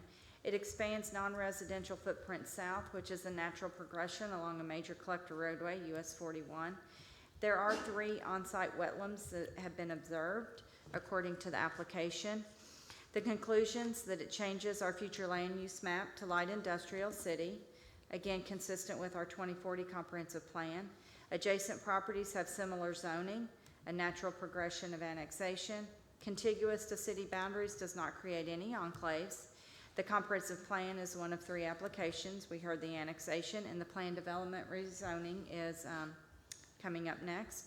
There are some environmentally sensitive areas on the site which must be buffered and or mitigated. Planning Commission recommended approval, and Urban Design staff recommends approval with the stated condition regarding the environmentally sensitive wetlands being buffered and or mitigated. Questions for staff? Okay, this is a public hearing. If anyone would like to comment on this issue, please come forward, state your name for the record and that you've been sworn, and you will have 3 minutes. Is there anyone in the audience that would like to speak on this issue? Please come forward. Last call. Does anyone wish to speak on this issue? Move to close the public hearing. Second. We have a motion and a second to close the public hearing. All those in favor, please signify by saying aye. Aye. Opposed? Motion carries unanimously. Move to approve CP-03-2022. Second. And would you include the staff conditions relating to environmentally sensitive areas, please? Yes. Second as well. We have a motion and a second to approve CP-03-2022 with stated conditions. All those in favor, please signify by saying aye. Aye. Aye. Opposed? Motion carries unanimously. Next is a quasi-judicial proceeding involving ordinance PD-03-2022, first reading of an ordinance which I'll read by title only. An ordinance of the City Council of Punta Gorda, Florida, rezoning properties generally described as 3200 and 3240 Cooper Street, Punta Gorda, Florida, and more particularly described in Exhibit A attached here 2, containing 11 plus or minus acres from its current Charlotte County zoning classification of industrial general to City of Punta Gorda Planned Employment Center Special Purpose Planned Development Zoning District, providing for conflict and severability and providing an effective date. Good morning, Lisa Hannon, zoning official, and I have been sworn. I'd like to enter our staff report into the record in its entirety by reference. So this is the final application for the plan development rezoning process for the 11 acres. It's currently vacant. We did the annexation and comprehensive plan future land use amendment. It does change the zoning map from industrial general county to planned employment center special purpose city. They will seek approval for a conceptual site plan, the uses, structures, and development standards, such as setbacks. The uses, again, it's an existing vacant property. The proposed is an indoor-outdoor storage facility with associated parking and stormwater management system. It's in conformity with the city's comprehensive plan, future land use objectives 1.1.2, 1.1.14, and policy 1.1.10.1, coastal management element, policy 2B.1.4.4, infrastructure element, objectives 3.1.1, 3.1.2, 3.4.1, policies 3.2.2.3, 3.4.1.1, 3.7.2.3. Housing element, objective 4.1.8, policies 4.1.8.2, 4.1.8.3. Recreation and open space is not applicable as it's a commercial entity. Transportation element, objective 7.1.6, policy 7.1.3.5. Public schools element is not applicable, again, as it is a commercial entity. Intergovernmental coordination element, policies 9.1.1.1 parent B and 9.1.2.6. Capital improvement element, objective 10.1.4 and policy 10.1.4.1. Findings, it's compatible with the surrounding neighborhood because the adjacent properties have similar zoning, mitigates conflict of use on existing developments. Current zoning is industrial. We're changing it to planned employment center special purpose. It's consistent with uses outlined in Exhibit B of the Planned Development Ordinance.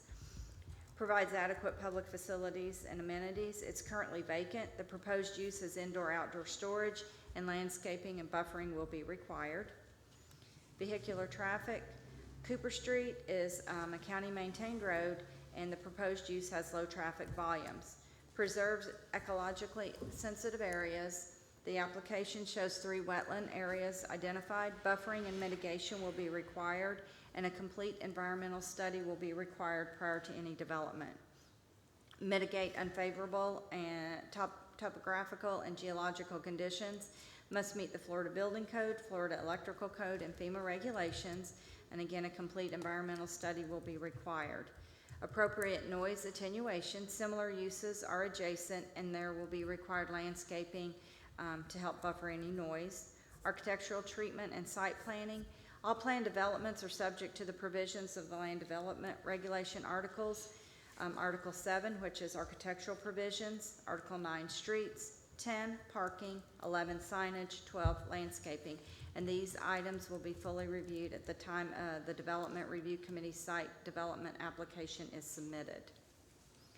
So findings, it's 11 acres, 3 wetlands observed, buffering and mitigation required, must meet Florida building, electrical, and FEMA regulations.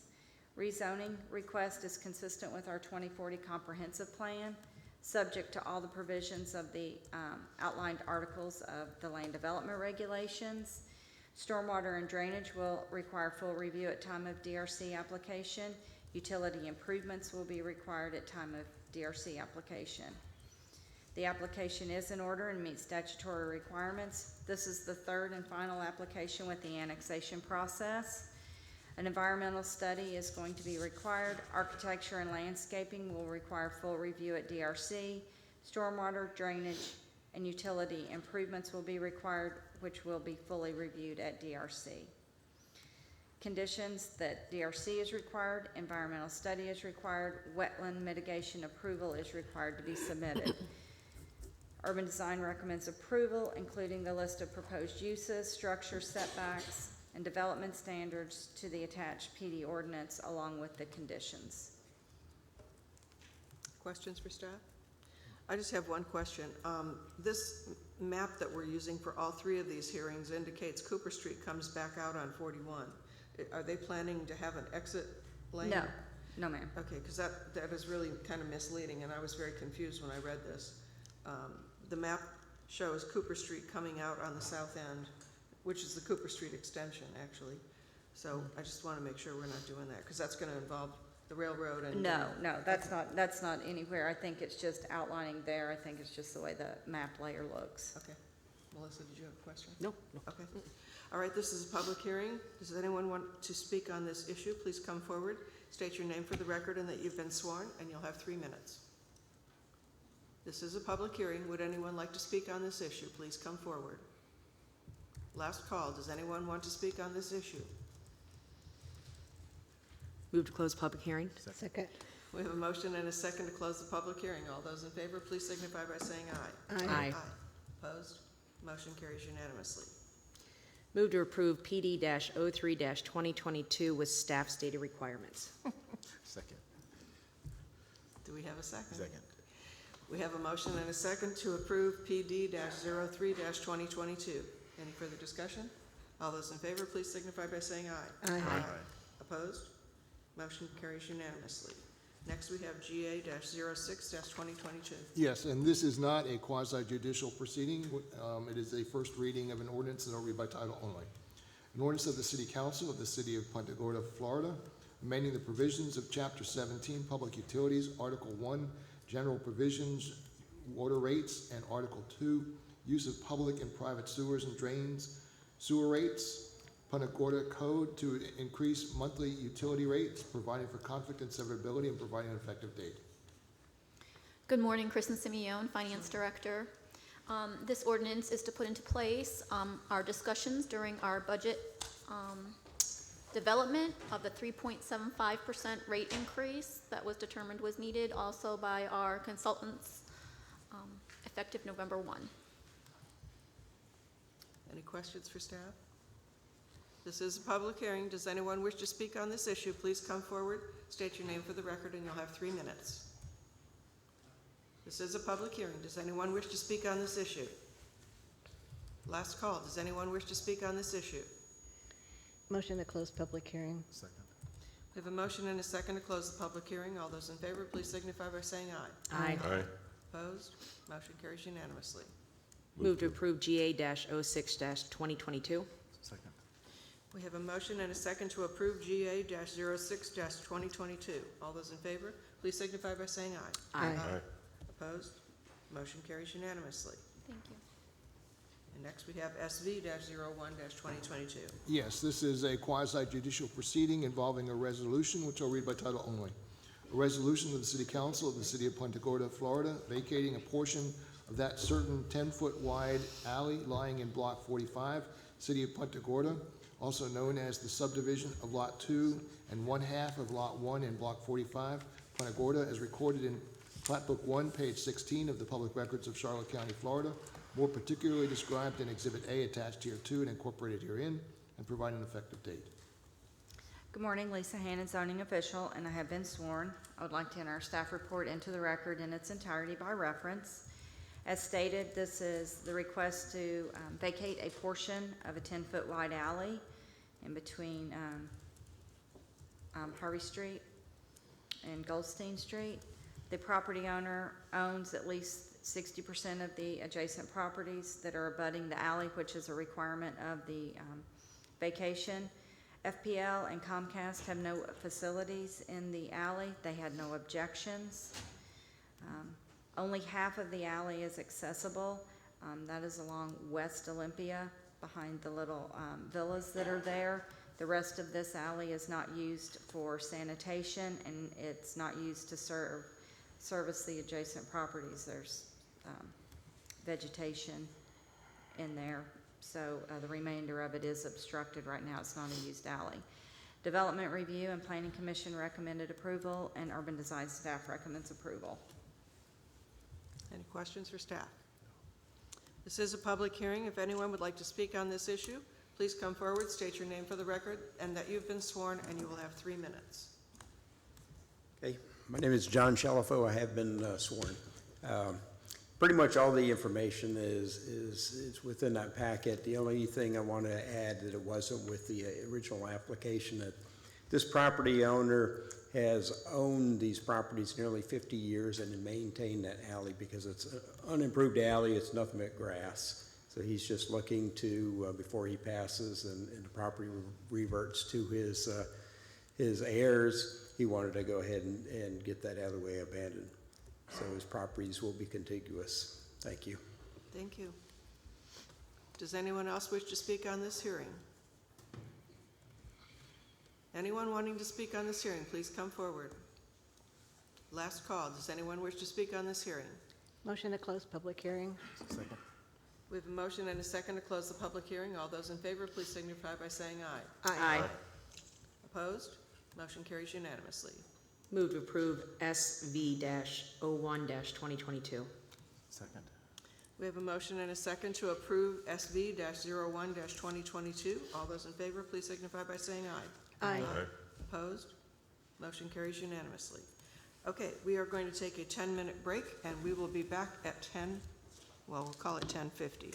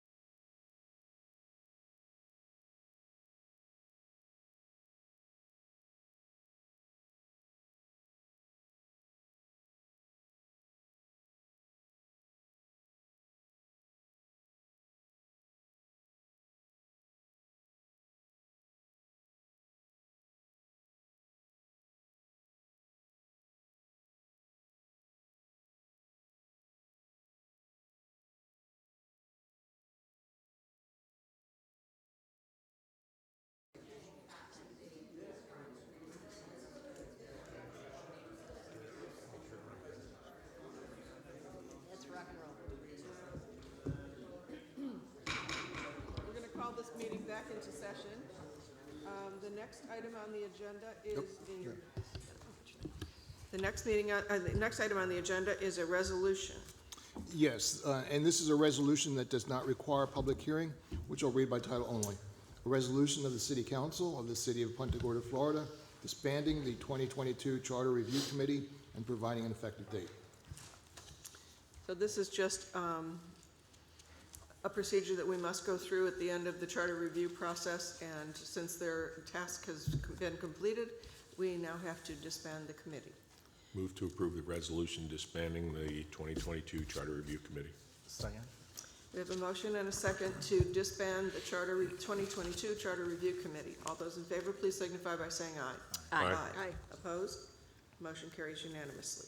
And we have another resolution. Yes, and again, this does not require a public hearing, and I'll read by title only. A resolution of the City Council of the City of Punta Gorda, Florida, authorizing transmittal of the City of Punta Gorda evaluation and appraisal notification letter to the Florida Department of Economic Opportunity and providing an effective date. For the record, Joan LeBeau, Urban Design Director, and this is a requirement of Chapter 163, Part 2 of the Florida statute, which mandates all local governments must prepare this letter, present it to the department, and then update their comprehensive plan accordingly, and we usually do that per statute every 7 years. We are been involved in reviewing each of the elements. As you know, we have several of the draft elements ready to go. We have an additional 5 to do. We have hired an intern to help us get those done, and they are to be done within 1 year of the date of this letter when it reaches the department. The resolution enables city staff to transmit that updated comprehensive plan in the future. So if there are any questions, I'd be happy to answer. So let me, I'm sorry. So what is the consequence of not approving this resolution? You have at that point, the state could take away some of your funding opportunities, any of the grants that you have in place. You could lose the opportunity to apply for them, things like And that. also the comprehensive plan itself, no changes to the comprehensive plan, which if we don't adopt it in a timely fashion, which means no annexations, no anything Right, that would it impact. stops all future land use changes, so as we move forward, any development changes within the city. And that's exactly what I was going to say. The one thing about this letter is that there's more, I would say, meat in the letter, especially the first paragraph that explains where we came from, where we are and where we're going. So it actually shows them that even though we don't have all of the elements to you with the letter or, prior to, that we know where we need to be and we're working diligently to get there. And this letter gives us that 12-month time frame then that we have to make sure we have everything complete without consequence, like you're talking about. In the past, we have had to complete a complete review of every single policy in the element, and it was like doing the comprehensive plan twice. So this letter just indicates what we're changing, how we're changing it, and it's a summation of what we have down the line for them. Do we know or have a high confidence level that the state will accept this and give us the 12 months that we're asking for? Yes, we've been in touch with them on several of the changes already. So the big elephant in the room is going to be with regard to the comp plan changes for building height. And I think at this point, it would be appropriate for us to have the discussion and make a final decision on what we're doing about building height going forward. Building height is not part of the comp plan. We don't have to discuss that. It's in the land development regulation, so we just deal with the land uses. Which the comp plan has to be consistent with the comp plan. Correct. So we can't have anything in the LDRs inconsistent with the comp plan. So that's where the two tie together, which is why we put the comp plan on the shelf until we have the LDRs finished. The comp plan is the overall view, and the LDRs are the specifics. So it's part and parcel, yes. Is land, I'm sorry, go ahead, raise my hand. Is land use considered then density? Density is part of the land uses. Okay. So for example, if the comp plan says you can only have 3 units per acre or 15 units per acre, then you can't approve LDRs that say You can have what you discussed previously, the 80-foot, and have more than the comp plan allows because it would not then be consistent. So to finish the comp plan, we need to know what the LDRs are going to encompass so that we make sure it's consistent with the comp plan terminology when it's submitted for approval, I think is. So at what point do we have the discussion about the building heights? November 2nd. Sorry? November 2nd. Okay. That's the earliest we could Oh, have it. fine. That's the earliest. I think that's But- the earliest you could have a presentation. Correct. But if I may, just to kind of clarify, the way that I understand this letter actually gives us another year to be able to determine everything that we are currently working on. It's a work in progress, so it allows us to move forward as a city, but not have to be up against a November 2nd deadline Correct. to get definitive numbers in, like building heights or density or anything like that. So we essentially could send this letter, not make any definitive, definitive numbers, but say this is what we're working on, and then come back in December or January, February, and really sit down and now discuss it, and then come down with definitive numbers, correct? Correct, but just remember that each of Right. the decisions has to go back then to each of the elements to make sure they're all consistent with what we are agreeing to. Correct. And that's the whole key to this, because when the comp plan was put on the shelf until LDRs were determined, it's because if the comp plan right now were just allowed to remain the way it is, it's really not consistent with the discussions on the LDR as far as density specifically. And, height with PDs, et cetera, all those issues. But we were about a year ahead of schedule at one point. And what the year allows is when the final decision is made on what you just said, the densities, the heights, the whole discussion, that is an ordinance change. So then we have the timeline of changing the ordinance, the public information, public hearings, approvals. Once that's done, then we have to go back and make sure the comprehensive plan is accurate, and this will be consistent with the comprehensive plan, where we then have to go through the other process to make sure all the elements of the comprehensive plan are finished so that we can then submit it. So a year will come and go quickly, as it has, and so we know we have to have it on the radar. So this is nothing more than a letter of intent? That's all it's really? That's what it is. Correct.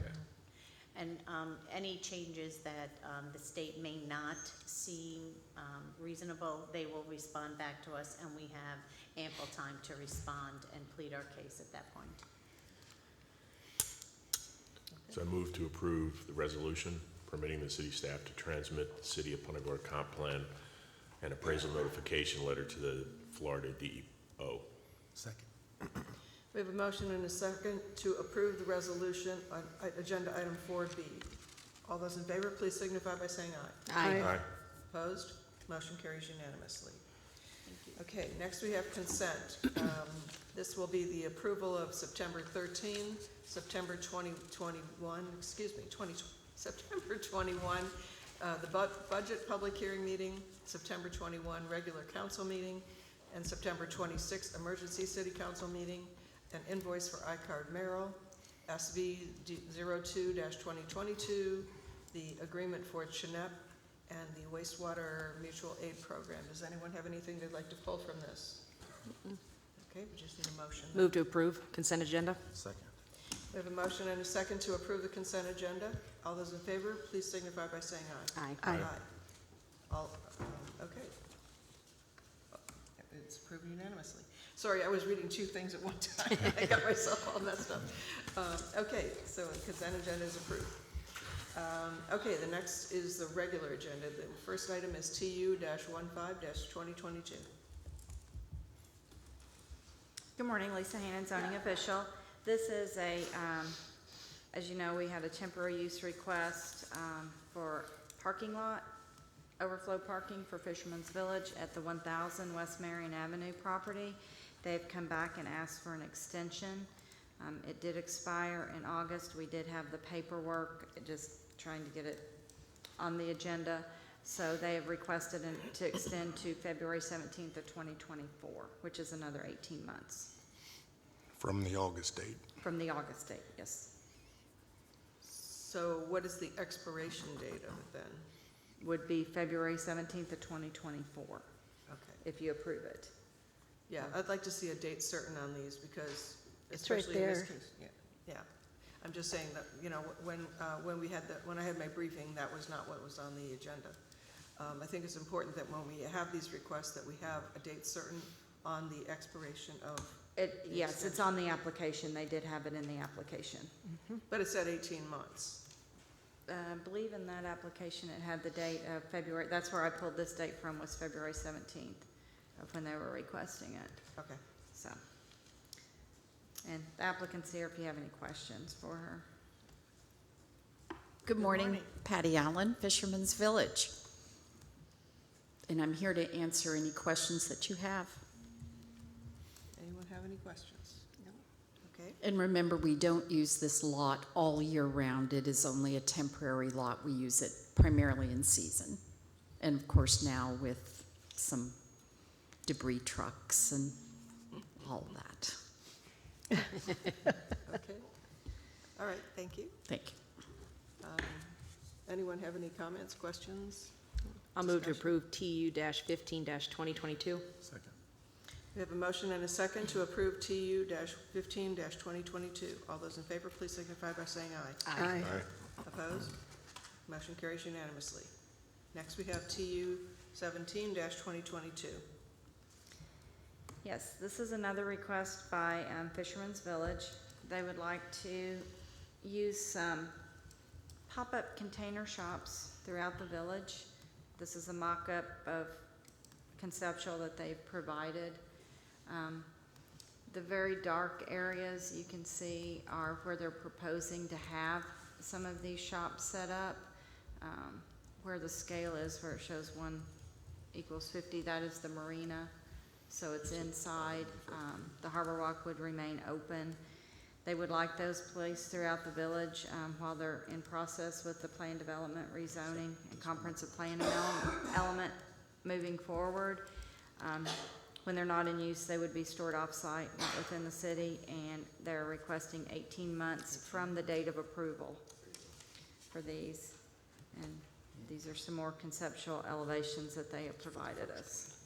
Can I ask, from the date of approval of this Date of temporary use permit or of the PD? assuming No, it- date of approval of this temporary use permit is how I understand it from the, Okay, but they haven't even submitted the PD yet. Yes. Wouldn't this expire? I mean, it's gonna take a while for that to go through. I mean, we have the PD application. It will be going to Planning Commission in November and City Council in January. okay. We do have the PD application in. My point is, so you're just chopping off months. If the purpose of this is to allow merchants to operate while the redevelopment is happening, the actual construction, that isn't gonna happen for quite a while, and yet we're approving this now, and if it just seems premature. Well, they want to use it while they're going through the PD process before development, before they do any expansion of the village. That way, they have some things in place, So it's not for the redevelopment then? no, it's prior to the redevelopment. Okay. And I can let So it's all Patty prior. answer some more questions, and, it would be up to council if they wanted to increase the length of time, decrease the length of time. That is what was on the application from date of 18 months from date of approval of council for the temporary Right, use. but my concern is that if this is to allow merchants that are displaced during the reconstruction to operate, and they're not even gonna start the reconstruction for months and months and months, wouldn't we wanna wait and do this? So, I mean, they're not gonna be displaced. So if the purpose is to, I don't get it. It just seems, The application came in, staff has okay. processed Well, it. maybe it's a that is- question for I Patty think it's a then. Patty question. Good morning, Patty Allen. I'm not trying to be difficult. No, I'm just not trying at to all. understand. I mean, I don't Yes, want to not at approve all. something that is going to be expired before you start turning dirt. Yes, and the way I understand it, and forgive me, I'm kind of is it pitch hitting or pinch hitting? I'm not quite sure. today. So the way I understand it, it is not to replace the current merchants. It's in addition to add merchants to the property. So this is another way. First, let me go back here. So it's so very nice to see everyone here, and wow, that's all I can say. What a remarkable comeback for this community. A huge thank you to your leadership and the many employees that work for the city.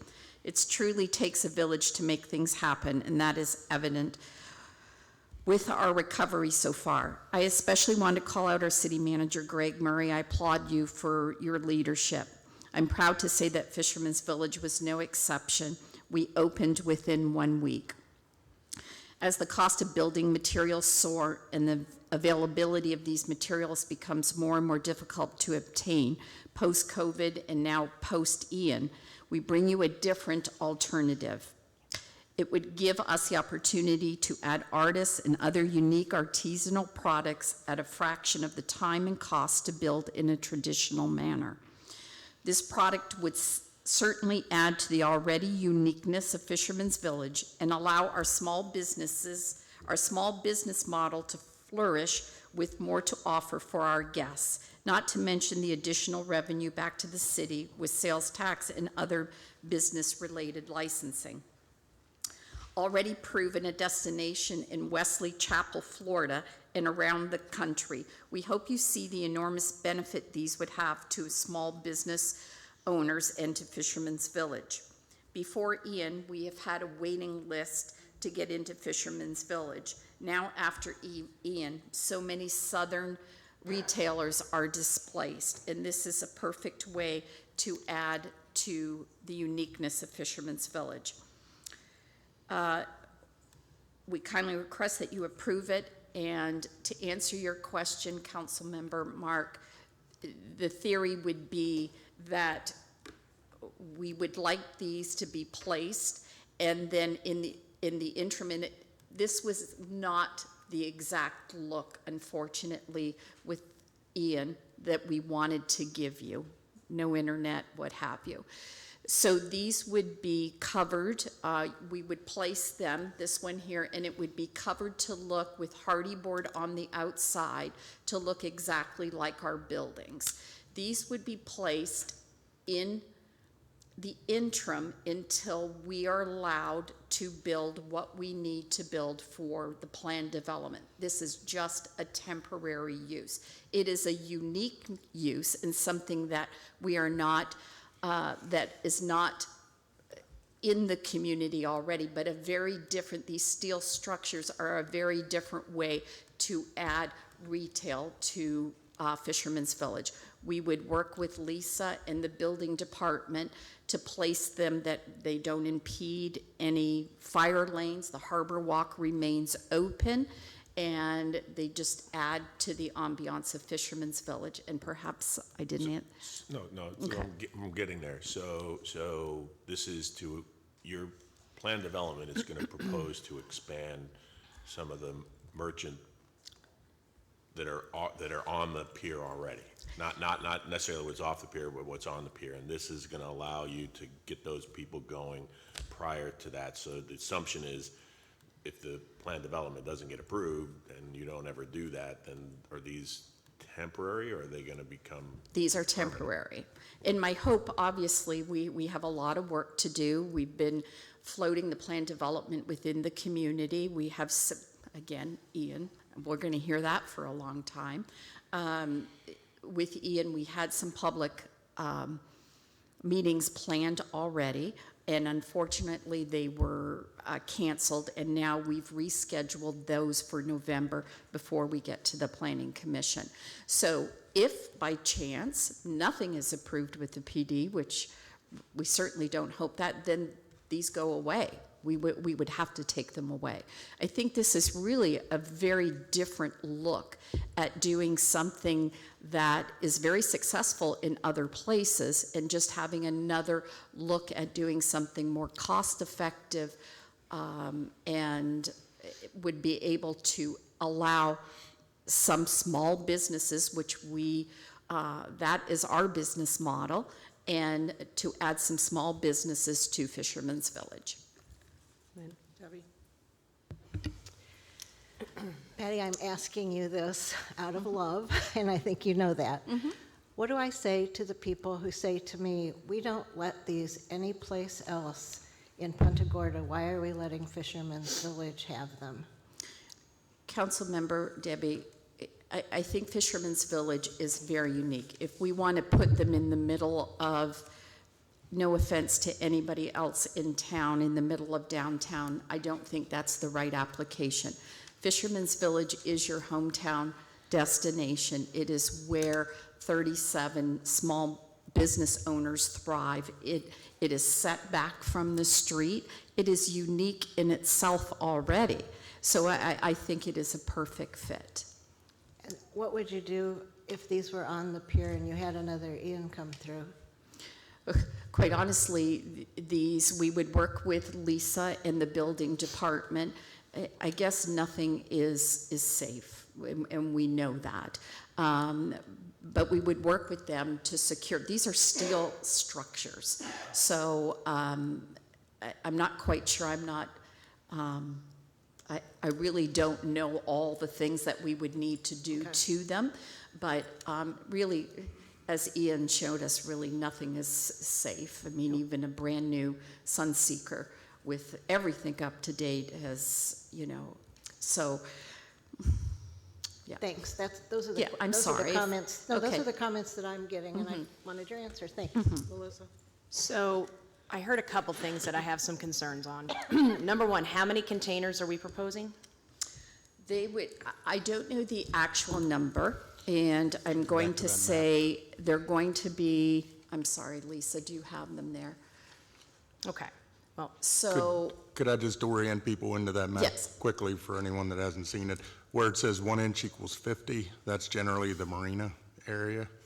And then you have Fisherman's Village, and you can see the promenade, and on the other side, you can see the tiki hut at the bottom left, and you can see where the black containers would be located in general proposal. That might not be exact, but that's the proposal for the map. And there's only Councilwoman Melissa, there is only so many places that we can put them to have the fire truck be able to come by. And again, we would work with, we would like to put this many, but if you said to us, no, we don't want that, we want just on the one side, then this is a unique concept. Yeah. So here's my other concern. So what I just heard, though, let's say there's 5 containers. That's going to be for new businesses to come in and open shop, correct? Correct. Okay. This is all pending, though, on if a PD that comes to us in the future is approved. And you had just stated, though, if that PD for some reason isn't approved, now you're going to shut those businesses down. Well, it would be like a kiosk. Let's say it's a kiosk, and they're leases. So there are some leases that last a year, some leases last 6 months. So we would have to address that. If you loved this idea, which I think you would when we get done with the look of them, I think you'll find that perhaps if they didn't get approved, or if the PD didn't get approved, then maybe, and I'm not sure of the structure, maybe you can help me with this, then maybe we would come back and go, do we like these, and can we keep them permanently here? Thank you. That was my question. I guess 3 things. One thing, I have seen this type of structure actually designed in a way that they actually have been hurricane rated. Additionally, regarding this, I actually visited the Wesley Chapel site last weekend, and it does look quite good. We can't forget that after Charlie, we lost 240 businesses that were not able to return due to our building code changes. And so I think to ameliorate the $180 million that we lose every year, that getting a few more businesses will benefit us. So I'm fully in support of this. Any other comments? And if I might add, I'm sorry, Lisa Hannon, zoning official, they will have to meet the building code. They would have to meet the proper separation or fire-rated walls. They will have to be somewhat re-engineered when they cut the openings for the door and window storefronts. So that all will require a building permit for each one as they get them ready to place. And it'll have to meet all those requirements. I don't know what they are because that is a building code, but, and again, the fire lane access, and again, building separation or fire rated. Melissa? So, again, I don't know if we ever got a number yet, but do you think you have a waiting list as long as the number of the containers? I had a waiting list before Ian came, and yes. Have you had, just, as an FYI, have you had conversations with ABC Company that said we might have this opportunity coming down the pipeline, and would you be interested? Have you approached some of these companies yet to see if they would be interested in moving into something like this? Here is my honest answer, as I always say. If I had a little cubby hole over there, somebody would move into it. That is how successful Fisherman's Village is. And now with Ian and the displaced people, and not everybody wants, please understand, not everybody wants a full retail space. The rent, and I'm not sure of that rent yet, but it's like a kiosk, and we have a lot of people may not necessarily want to be in a full-blown store, but they want, let's say it's a Christmas shop. Let's say there's 5 people for a Christmas shop or to come in for the season. I have a lot of people out there that want to do that. It looks like on this proposal, there were 13 or 14 in various concepts that are put together in different locations. You can see the top left, it looks like there might be 4 back-to-back, side-by-side, and they're probably 40-foot containers or such. Yes, I believe they're 30 and 40, if I'm not mistaken, and I'm sure you've seen some of them over at the 900, well, right out here, that you've seen some of them.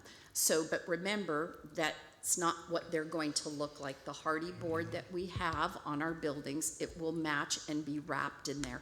I can promise you that the whole development of Fisherman's Village has been, in my opinion, remarkable, and the money that has been put in to make an old building, quite honest, old buildings look beautiful. And we continue to improve the appearance of Fisherman's Village, from signage to landscaping, everything. These will be no exception. We don't want it to be looking any different. We want it to be looking very nice. We can promise you that. David? Yeah, Mayor, I have a question. As I understand the request, it's to use these containers for 18 months from today, if today is the date of approval. And are you willing to accept an ironclad provision that would say that if an extension of that 18 months is not granted by the City Council, that the containers will be removed? We would have to. Well, Yes. I want to make sure that it's that your understanding, which will also be manifest in the whatever document is provided of the approval, states that. I think what we want to, here is my hope, and the hope of the owner, is that when you see it completed, you will love them. But ideally, the PD will take care of those once that is approved. But to answer your question, yes. Yeah, thank you. I just don't want any equitable arguments being made. We're throwing these people out on the street. You know, we're not complete with the development process, and the city is bound to grant the extension because that was what was contemplated at the time of approval. I want to make sure that that's not what is contemplated at the time of approval. You know, we're good partners with the city, and we want to continue to be very good partners with the city. And I think Fisherman's Village is very unique. It lends itself very well to this type of thing, and as Councilmember Jaha said, he's been up to Wesley Chapel. I have not, but I went on and Googled it, and it's very unique. It's thinking a little bit outside the box, And that's what we kind of need to do in this day and age, is think a little bit outside the box. So I think it fits well. It's not in downtown Punta Gorda. It's off the street in Fisherman, and it's at a place where I think it lends itself very well.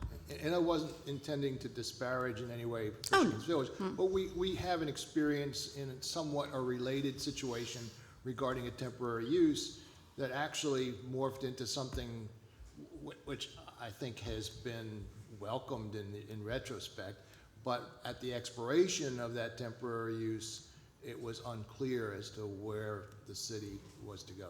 So that's why I'm trying to avoid that problem down the road. And I understand that. And you know what? Our city is changing. It changed last month, and it's going to continue to change as we grow. The need for retail space and the need for space at Fisherman's Village is a lot. So again, to my point, if there was a cubby hole over there at Fisherman's Village, I could fill it. I can promise you that. Move to approve TU 17. Wait a minute, I'm not done. I haven't had my time to talk. I have to honestly say I don't love this idea. And I have a very huge safety concern with the harbor side where the marina faces what you've got planned. I have a huge concern with safety vehicles, and I know there's a 10-foot clearance that you're required to keep, but somebody comes in with a fire truck or an ambulance and they're in a big hurry, I think it potentially could be a safety disaster waiting to happen.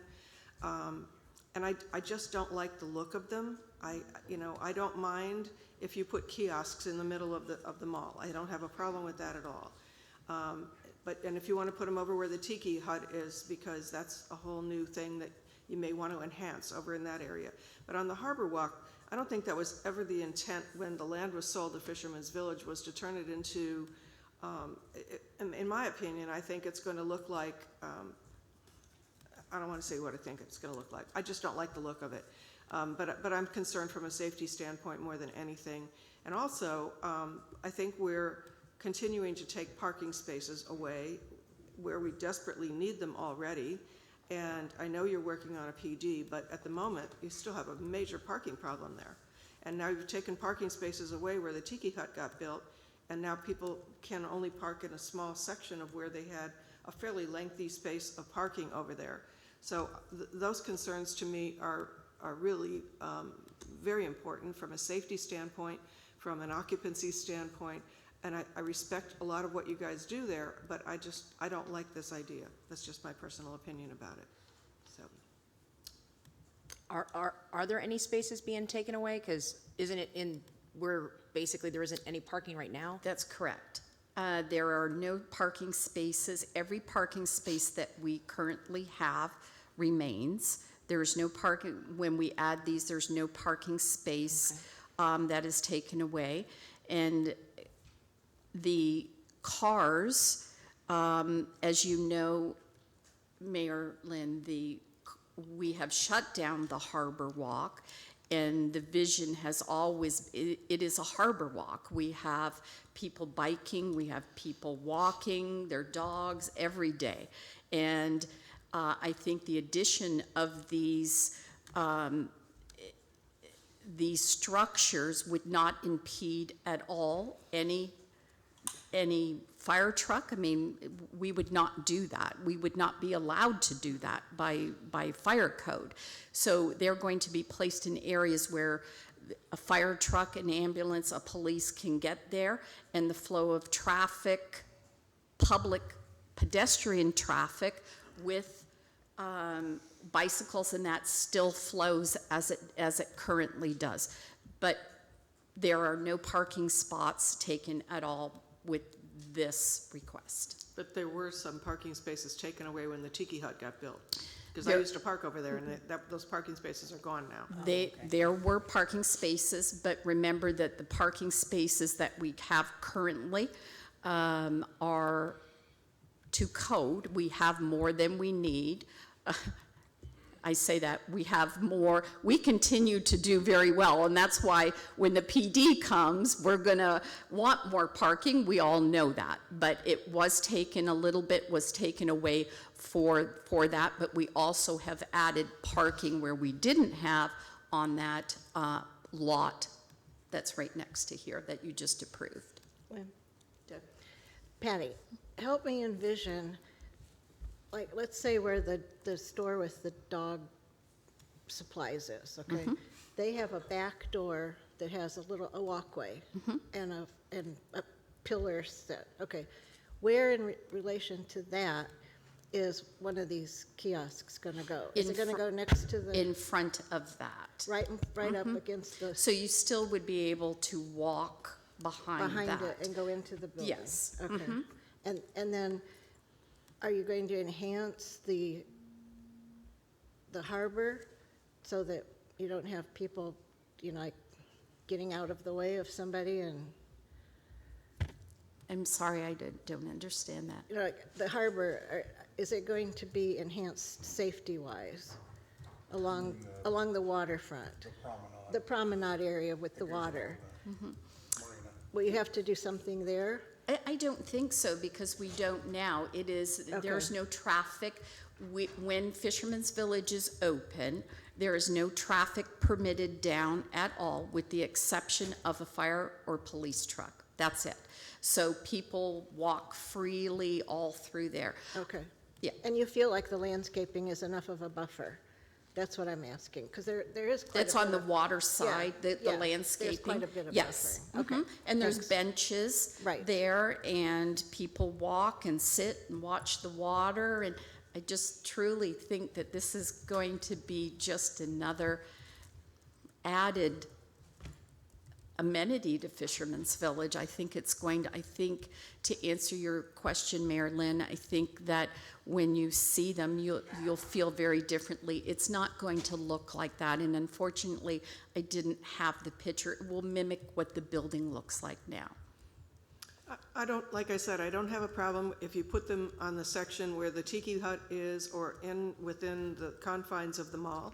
I just don't, excuse me, I just don't like the ones that are facing the marina. I would rather keep that as an open promenade that traffic can flow freely through there.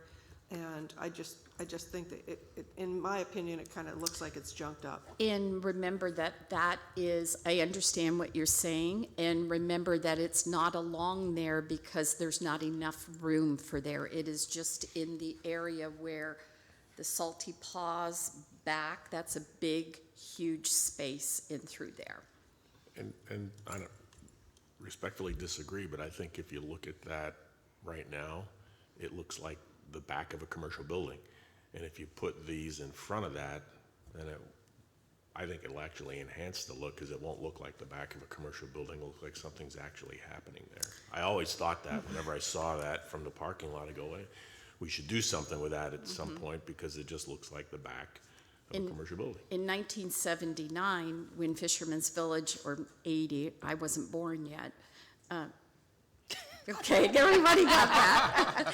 What? I was waiting for a second to see if anybody else. Sorry. Thank you.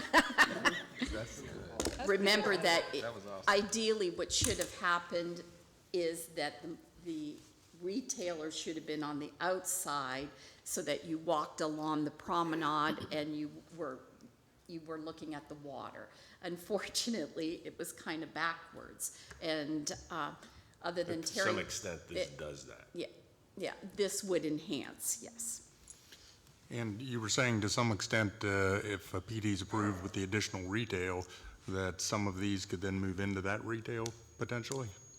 I think what they want to do is do infills in our plan development we want to make sure that we're building the highest and best use of our property. We continue to have more and more people come with the addition of Sunseeker when that opens, and unfortunately with Ian, I feel bad for them, but when they open, more people will be coming by boat and by bus and what have you. So the need to make it the highest and best use out of the property is what we need to do. And I think this is a nice little alternative now, and I can promise you, you won't be disappointed.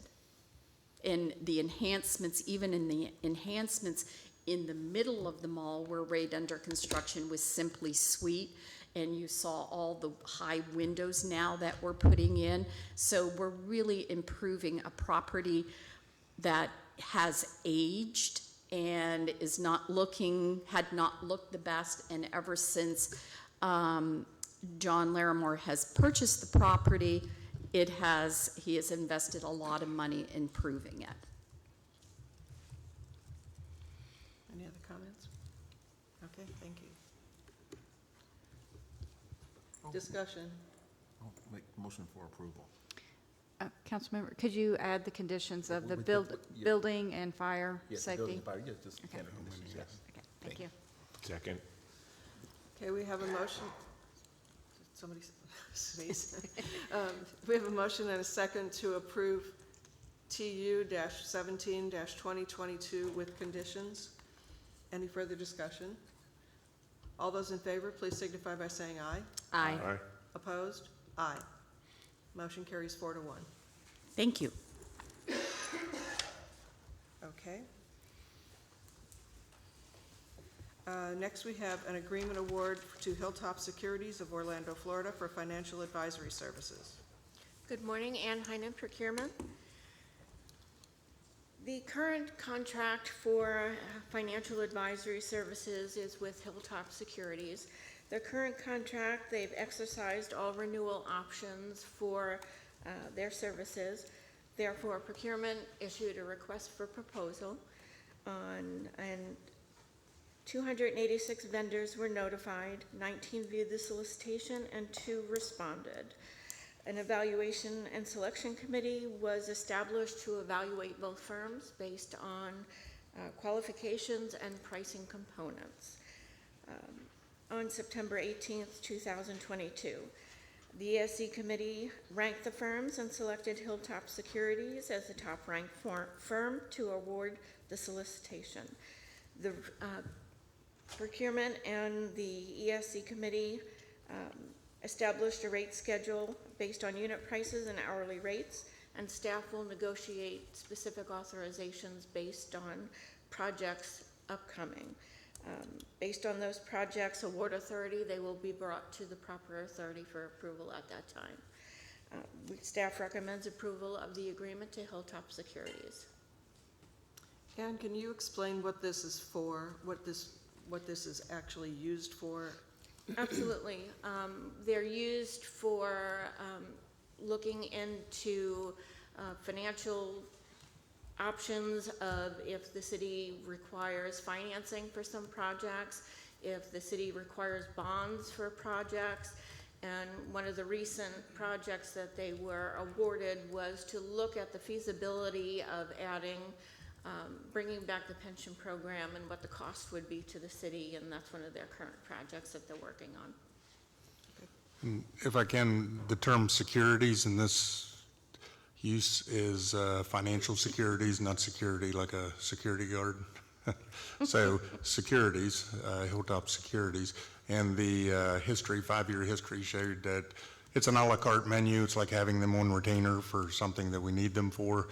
We paid anywhere from 0 to right over 20,000 in 1 year over the last 5-year period. So it's as needed for the various, they have a rate structure in there that says if you're doing a bond issue, how much it is per million, if you have consulting requirements, et cetera, et cetera. Absolutely. Any other questions? Move to approve. Second. We have a motion and a second to approve the agreement for Hilltop Securities for financial advisory services. Any further discussion? All those in favor, please signify by saying aye. Aye. Aye. Opposed? Motion carries unanimously. Thank you. And next, we have a discussion on travel policy. Good morning. For the record again, Joan LeBeau, Urban Design Manager. As you are aware, we built a community garden on 317. We're talking about travel policy? Oh, Oops. But thank you for that. Yeah, we'll get to you. We'll get to you. You're next. No cut in line. Is anyone commenting on travel policy? This was requested to be put on the agenda, given the wording in the travel policy. Currently and recently, that was changed so that we went from a per diem to a specific cost for meals, for example. And the travel policy specifies that detailed receipts are required. And there was some question about hotel receipts versus detailed receipts, what hotel receipt might incorporate or not incorporate.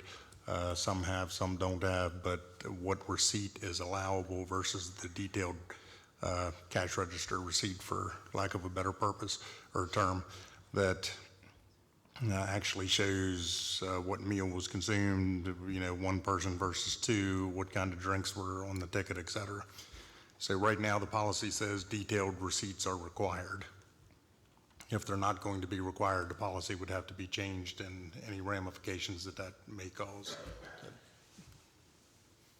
I'm the one who asked this to be put on the agenda because when we discussed this the last time and basically allocated budgets out, travel budgets to each of the council members, part of my understanding was this was supposed to simplify and streamline the process. And as a personal example, when we went to the conference on the East Coast, my hotel receipt provided all the detail that was asked for. It separated out alcohol, it separated out tips, it separated out everything that was necessary, yet we needed to provide individual receipts for every single, the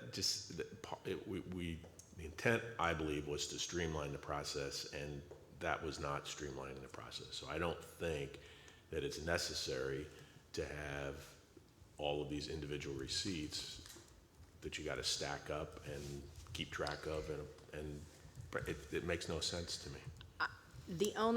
And Kristen can correct me if I'm wrong, I think in regards to that conference, I know that when my receipts came from the hotel, I must have gotten something different than you, because it would say room, and then it would say, ABC coffee shop, and it just gave a total. It didn't say like bagel and coffee. I had them email me a receipt, and the emailed receipt was different than what they handed me when I checked out. And on that email that was receipt, my impression.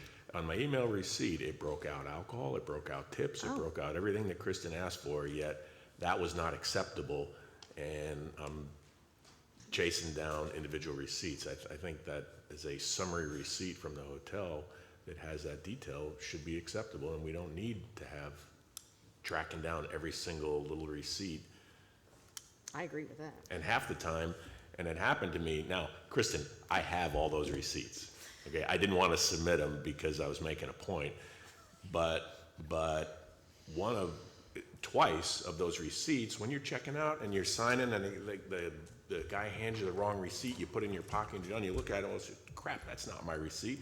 Well, now I don't have a receipt that's the right receipt, and that happens. That happened. I had some of the receipts, not all the receipts. So we don't need to do that. I mean, we're all adults. The whole idea of this was to simplify and eliminate some of this bureaucratic stuff, and that didn't happen.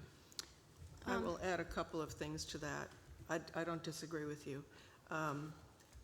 First of all, my expense report didn't even get turned in until more than a month after we got home, which I have a problem with. And also, before we went, unbeknownst to me, I had been given a mileage allowance because they thought I was driving. And at the point when I turned in all of my receipts, I ended up owing the city money, which is ludicrous. I didn't end up driving, Melissa did. And so I ended up owing the city money after I turned in my receipts. That's not acceptable. I think we should let the council members handle their own expense reports and turn them in, and trust that we're adults, that we will do the right thing. And if we have to have receipts, then we have. But we didn't. That wasn't made clear before we went to the conference. So I think that's part of the problem. And the receipt that I did have from one dinner didn't have the breakdown. It was the only receipt that I got. It just had a total on it. And I said, well, if you think I had alcohol in there and you want to take it off, then just take off what you think you need to take off. But, I mean, you know, it's nickel and diming, and it makes me feel like somebody's thinking I'm cheating, and I'm not, in no way would I ever do that. It makes me not want to go to the next conference Well- because I don't want to hassle with this anymore. Agreed. I just don't- won't go. I don't need to go. Forget I it. don't feel any different than that either. It's just, you know, we're adults, we should be treated like adults, and I think we should all do our own expense reports and submit them to finance, and let's be done with it. You know, I'm sorry, that's the way I feel about it. This is completely, and we went from, we got a per diem and didn't have to turn in a receipt before, to now we have to have a receipt even for a cup of coffee, which I didn't get. So, you know, it's just kind of, it's messed up. I just wanted to address the one comment about, is Karen Smith, city clerk for the record, about you submitting your own expense reports, and that is the goal. However, you do not have access to the Opti workflow process that we use for the expense reports. So I submitted your estimates for you this time, and I did explain that this, until you had access, that I was willing to submit those estimates. So once we have, you have access to the system, or if you want to just submit the paper to finance, I believe they would be happy to help with that, and you can submit them directly. I don't have to submit them. I did this time because you didn't have access to the system, that's all. And honestly, I didn't even know that mileage had been put on one of my checks, because we don't get a receipt for our salaries. We get an automatic deposit. I don't look at those 99% of the time, so I never even knew that there was mileage reimbursed to me before we went. And then all of a sudden, now I owe the city money, which is ridiculous. Well, that is one thing that finance's policy is, that if you're traveling by private vehicle, they're going to give you, and your estimate is submitted in advance of your travel, they're going to issue a travel advance for the mileage. But that can certainly be handled differently. We can just not reimburse anybody mileage until they return. That makes more sense to me. Yeah, but just because, who knows, we might have changed drivers, which we did. We did. Yeah. Kristen Simeone, Finance Director. So we can definitely just change that no advances will be given to council. They'll all be reimbursement. Unless somebody asks for one. If they ask for Well, one. until we know who wants one, we wouldn't know. So I guess you would have to indicate that on the form that you would want an advance, because that is what we do when we get the estimate going forward in advance of travel. We always give a travel advance, and then they reconcile it with the actuals with everything that's returned. So someone would have just to indicate that they did not want an advance or they want an advance, because we wouldn't know who wanted one and who wouldn't want one. And I think part of that is for some of the general employees, that helps to get the advance. It might be different with council. Well, that was the intent, was the council travel expenses are handled differently than staff expenses. Right, that was my understanding. Right, but the form is the same, so if we don't know who is going to suggest, who wants their advance and who doesn't, someone has to indicate that to us. Does anyone have a problem with not getting an advance on mileage or things like that? I don't have a problem with it. I would rather submit everything all at one time and not have to owe the city money when I get back from a They trip. just make a note, I was the driver, or, you know, whatever the case is. Yeah. I'm fine with that. Or we could just note in the policy that no advances will be given, Unless requested. because this is the council policy. Just the council. Yeah, because we have a separate travel policy. But can't we just say that no advances will be given unless requested? And again, you would have to indicate that it's requested, because we wouldn't know until that point in time. But, I mean, to write into the travel policy that no travel advances will be issued unless requested by the person traveling. Yep. Okay, that makes it easy. So if I could just kind of understand the conversation, I kind of see it both ways. So I didn't know, Mark, which that would have been nice to know, that I could have emailed the hotel and gotten that itemized, because I do see where, for audit purposes, there might be a problem with just. I would like to, I'm so sorry, but I'd like to Okay. address that. Yeah, go ahead. The hotel receipt was not itemized. It just said food or drink. But it did not indicate the number of meals that might have been included on the receipt. So for the auditors to check, because in many cases, there may be more than one person dining, because someone may have brought a spouse or a friend with them to the meal, we wouldn't have any way for the auditors to show that it was one meal versus multiple meals. Okay, well, I have to say that we're elected officials, and I think we should be given a different level of treatment. And I'm not saying we're better than anybody, but I think to some extent, we have a responsibility to the constituents in this community that we're not going to cheat the city or the residents here. And I really, you know, I kind of resented the way mine was handled. And I did too. I'm sorry, I think we need to be more adult about this and give us a little bit of credit for having a little more class than that. And Kristen, how much of that is IRS? It's a reimbursement, so basically it's not taxable because it's a reimbursement. We could have the auditors come and speak to you on this topic. It might be helpful because, again, if they can't audit the policy, it makes it difficult for them. So can I ask that what Mark submitted to you after the fact with the email from the hotel that kind of broke things out, that was acceptable, correct? No, city manager made an exception in an email to say that in this instance, for this one instance only, that it was approved.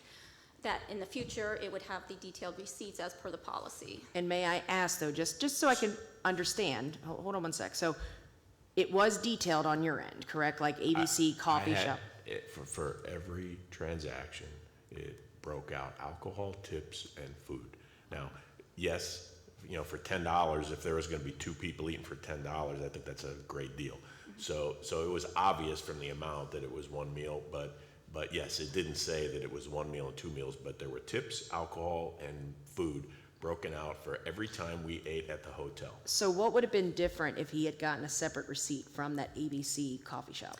She It would would have have seen if I had detailed two sandwiches. if there was more meals or not. And again, there were some meals that were a lot more expensive than that, as you know. So you're looking for quantity then, basically, in those receipts? Yep. And bear in mind too, that one of the reasons it's managed that way is because the policy says detailed receipts are required, so Kristen really doesn't have an option. So we changed the policy. That's the point of this discussion, I And if we think, would- is that we don't need Well, to have that.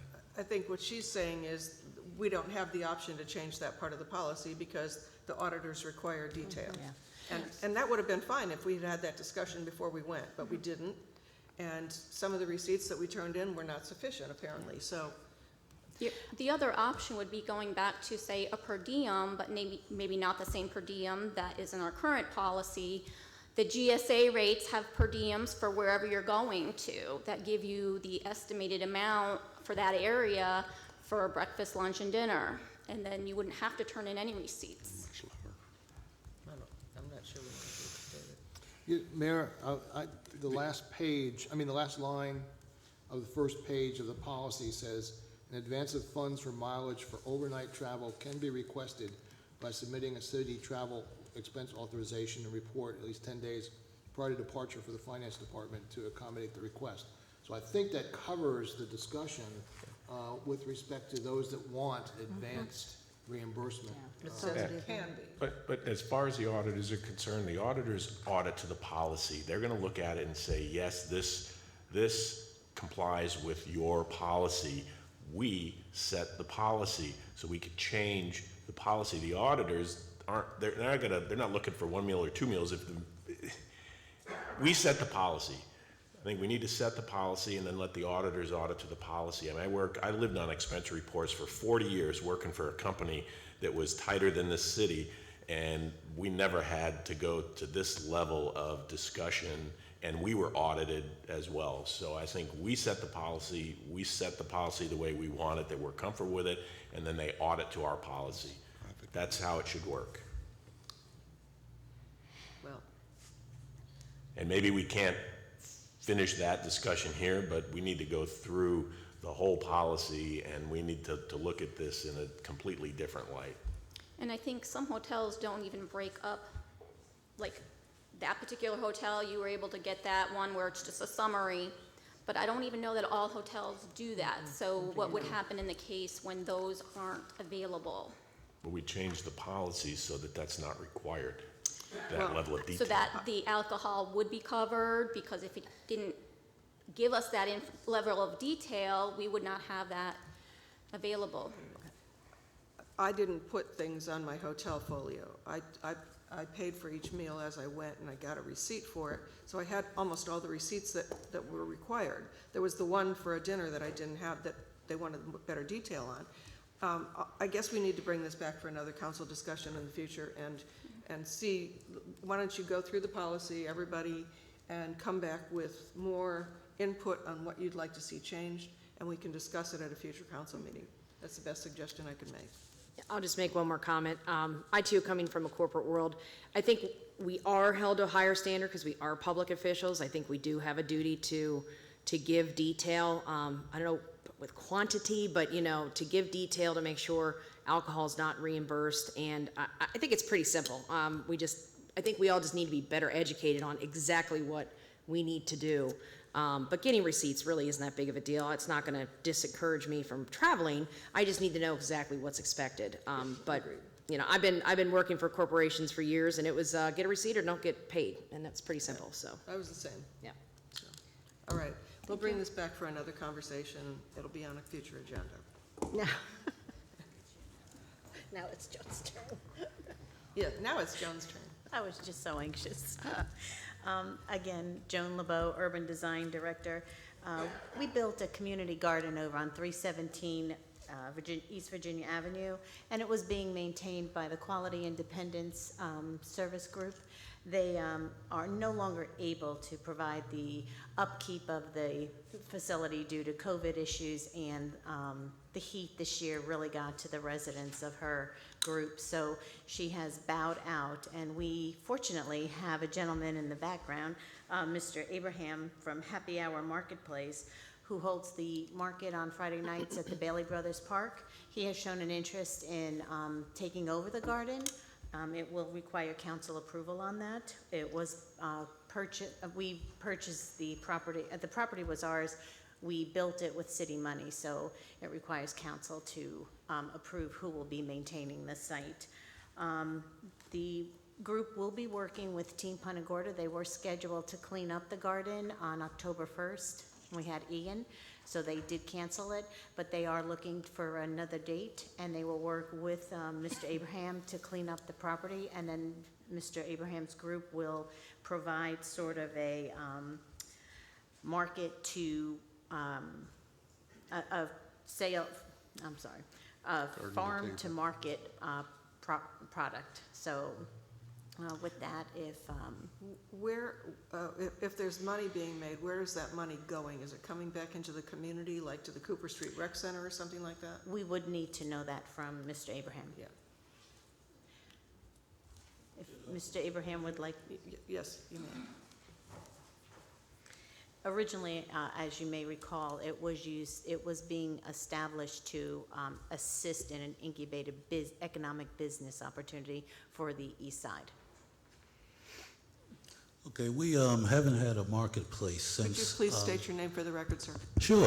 James Abraham, Happy Hour Marketplace, my partner Charles Edwards up there. If we had money, we'd contribute it. The rains have washed us out for all of September, and you know where we are now. So we're not sure when we're gonna open. So if we do open, we plan a farm-to-market operation where a lot of the vegetables grown will be sold at Happy Hour Marketplace. As I mentioned when we first applied, we plan on sharing what we make with community groups such as the Cooper Street Recreation Center and area churches. Problem is we haven't made anything yet. Okay, thank you. You're welcome. Okay. Any Looking comments? for council approval on that. Discussion?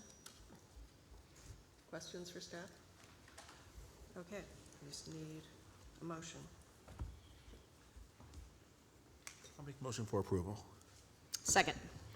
We have a motion and a second to approve the request for 317 East Virginia Avenue, the garden, to be handled by the Happy Hour Marketplace folks.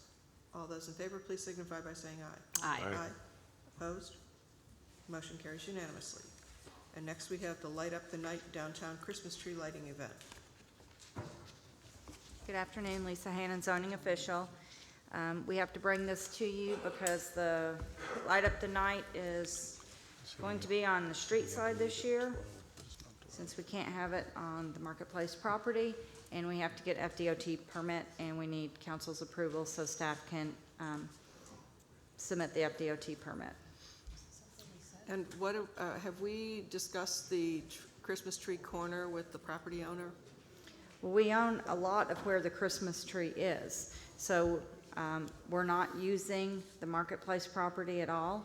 We don't have permission to be on there. It's just, we're gonna have to fence off around where people can't get onto that property. And if we're using any other private property, we would have to get permission from them. At this time, we don't have that. We will be readjusting the site plan a little bit based on some current conversations that we've recently had. We'll just move everything into the streets like the block party used to do. Did you say that we have to fence off the area? The tree lighting committee, not the city. The tree lighting committee would have to fence off just around the Christmas trees. Oh, rather, okay. Yeah, but Thank not the entire property. If he doesn't want, if the property owner doesn't want people using that, then he would need to submit a fence permit application to us for a permanent fence. Any questions, comments? No. Okay, we need a motion. Make a motion to approve. Second? We have a motion and a second to approve the permit for the Light Up the Night Downtown Christmas Tree Lighting Event on December 2. Any further discussion? All those in favor, please signify by saying aye. Aye. Aye. Opposed? Motion carries unanimously. If I could make a comment, we were talking about events, so I was going to talk about Halloween a little bit also, but I'll reserve that until my comments now, since we're finished this. Okay. City Clerk.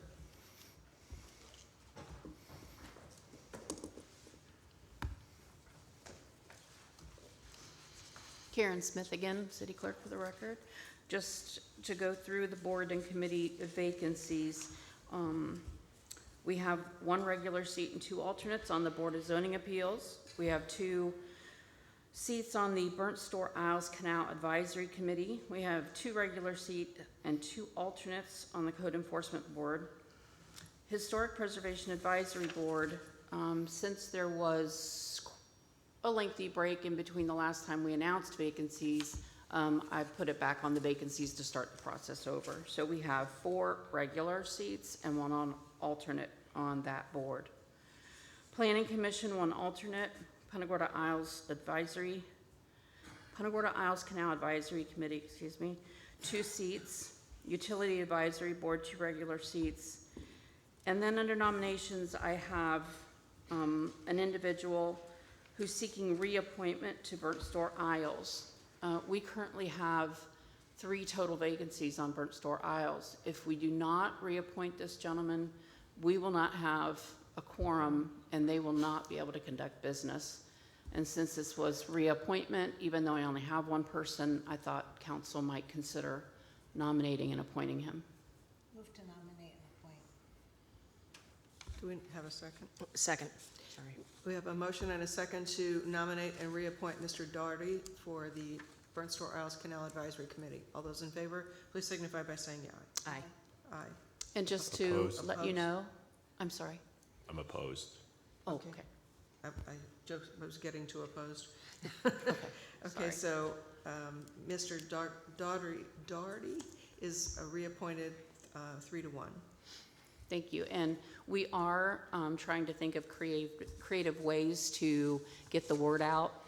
We put the utility vacancies on our billing and collections notices. We had talked to Urban Design, this was right before Ian, about putting some notices around the parks. Obviously, that won't happen now for some time. We're putting ads in the newspaper, and we're using the Civic Association newsletters to get the word out, and the chamber, so. The reason I opposed is because it wouldn't be the worst thing to happen that they couldn't conduct business and then the residents there, somebody would step up and maybe raise their hand. That's the reason I opposed. Okay. Thank you. Thank you. Okay, City Manager.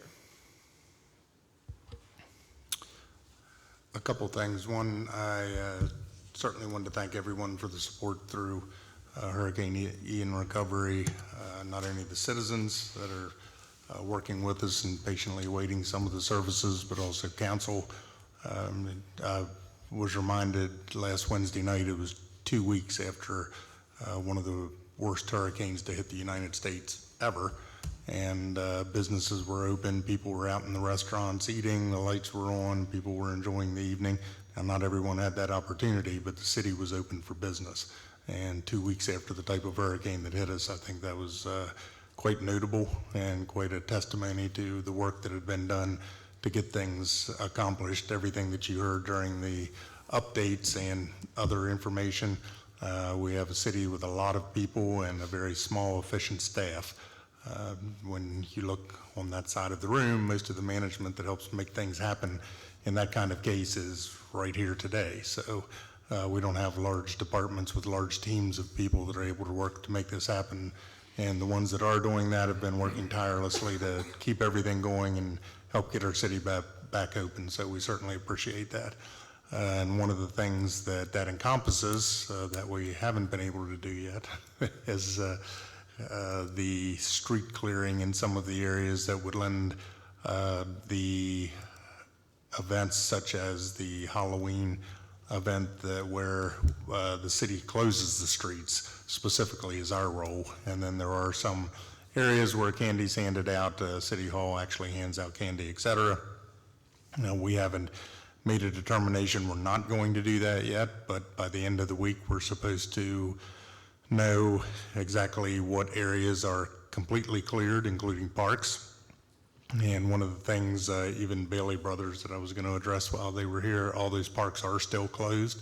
But by the end of the week, the area that's been lovingly referred to as the Halloween district, which basically Shreve to 41 and Retta to Virginia, is supposed to be completely cleared, and a plan for lighting that may be needed, insurance that the sidewalks are safe to walk on, which many sidewalks in the cities are heaved, and there's different things that, I mean, we can't guarantee that no matter what's open. But at the same time, we haven't made a determination yet that they won't accomplish it, and if they do, that's great. If we can safely put something on, because there's a lot of people that have said, you know, it's Halloween, the city doesn't have the right to cancel Halloween, just like we can't cancel Christmas. It's a national holiday. And they're going to open their homes and they're going to hand out candy regardless. So if we have a lot of people doing that and we know that we can help facilitate that safely, that's one thing. But if we don't have proper lighting, if we have streets that are still have debris accumulated where in the darkness you can run into a branch and, you know, like your mom said, put out an eye, you know, if you're doing that type thing.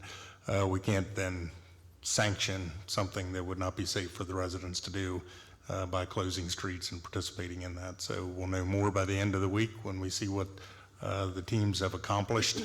But, you know, right now it's not a given that we're going to be able to do anything. We'll have to make that determination at the end of the week. That's it? That's all I have. Okay, City Attorney. Yes, Mayor, I provided the City Council with a memorandum that included a copy of the Circuit Court Judge's ruling adverse to the city in the Sheets and Massey cases. I gave some brief comments and as diplomatic as I could, and I'm going to be a little bit even briefer and more diplomatic currently. We do have an opportunity to take an appeal, provided we appeal no later than October 26, 2020. In my professional opinion, I believe that the decision was not consistent with longstanding Supreme Court precedent, and that in and of itself would be a sufficient grounds for appeal. But I have no high level of confidence that we would be successful in appealing it to the District Court of Appeal. And so I'm looking for direction, but it would be my recommendation that the city not take an appeal of that decision. Which then means we have to revisit the sign code ordinance and revise it. There will be, yes. I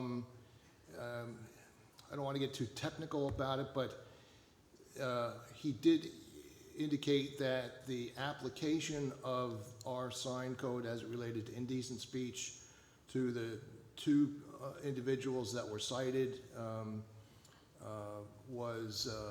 did not constitute a violation of our ordinance. I think that it would make the ordinance more difficult to implement and enforce if we left it the way it was. My recommendation is to remove the language as it relates to obscene, indecent, and fighting words to avoid the constitutional arguments. Timing of the amendment, I want to get a final determination from the attorney who's representing the city in the federal case if that would have a bearing on his case. I don't think it will, but I will want to make sure that I don't do anything that somehow frustrates his case. But at some point in time, I will be suggesting an amendment of the existing ordinance, and would also suggest that we do not seek to enforce those provisions until such time as the ordinance is amended. And to elaborate on that just for a moment, when David says there was some conflict between interpretation of words, some words can be used as a verb, as an adjective in a non-sexual content, where the same word could be used in a sexual content. And if we were able to completely differentiate from those two, our ordinance may be somewhat enforceable in that context. But how can you do that when, if someone's using something as a verb, it's a freedom of speech issue as opposed to the other? Very difficult, very tenuous to even discuss. So it's not something that even if we would win on appeal, because there was sufficient grounds for it, that is a position that it would be palatable to take to try to prove a point that we could win. Instead, it would be much more conducive for our staff and for our operations, how we enforce policy of this. And there's a couple others we have to look at also to change the ordinance and go back to a different position of how we enforce what happens under that sign code. What do you all think? I would like to see us not appeal. I think that from the very beginning of this ordinance, it has put a target on our city. It has put targets on our backs. We tried to uphold community standards. Those of you who were on council at the time this ordinance was enacted, it was response to public queries. They asked us to do this. I know Nancy, Lynn, and I particularly had endless emails, and basically it was because of one person. But I would not want any other person sitting in this seat to have to go through what some of us went through because of this ordinance. And I think that to protect everybody's safety and sanity, we should let it go. I would agree with that. I think we've spent enough time and money on this whole sign code dispute for the past 2 years, and I think we just need to move on, change what has to be changed and move on. I didn't like all the threats that were made on my life, on my house, on my family. I didn't like all the things that were going on surrounding all of the craziness of the suits that were being filed, and it's a shame that some people have to act with that kind of behavior as adults, but it happens, and I don't think we're going to stop it no matter what we do, but I think we've spent enough time and money on this sign code ordinance and defending it, and I think let's just move on.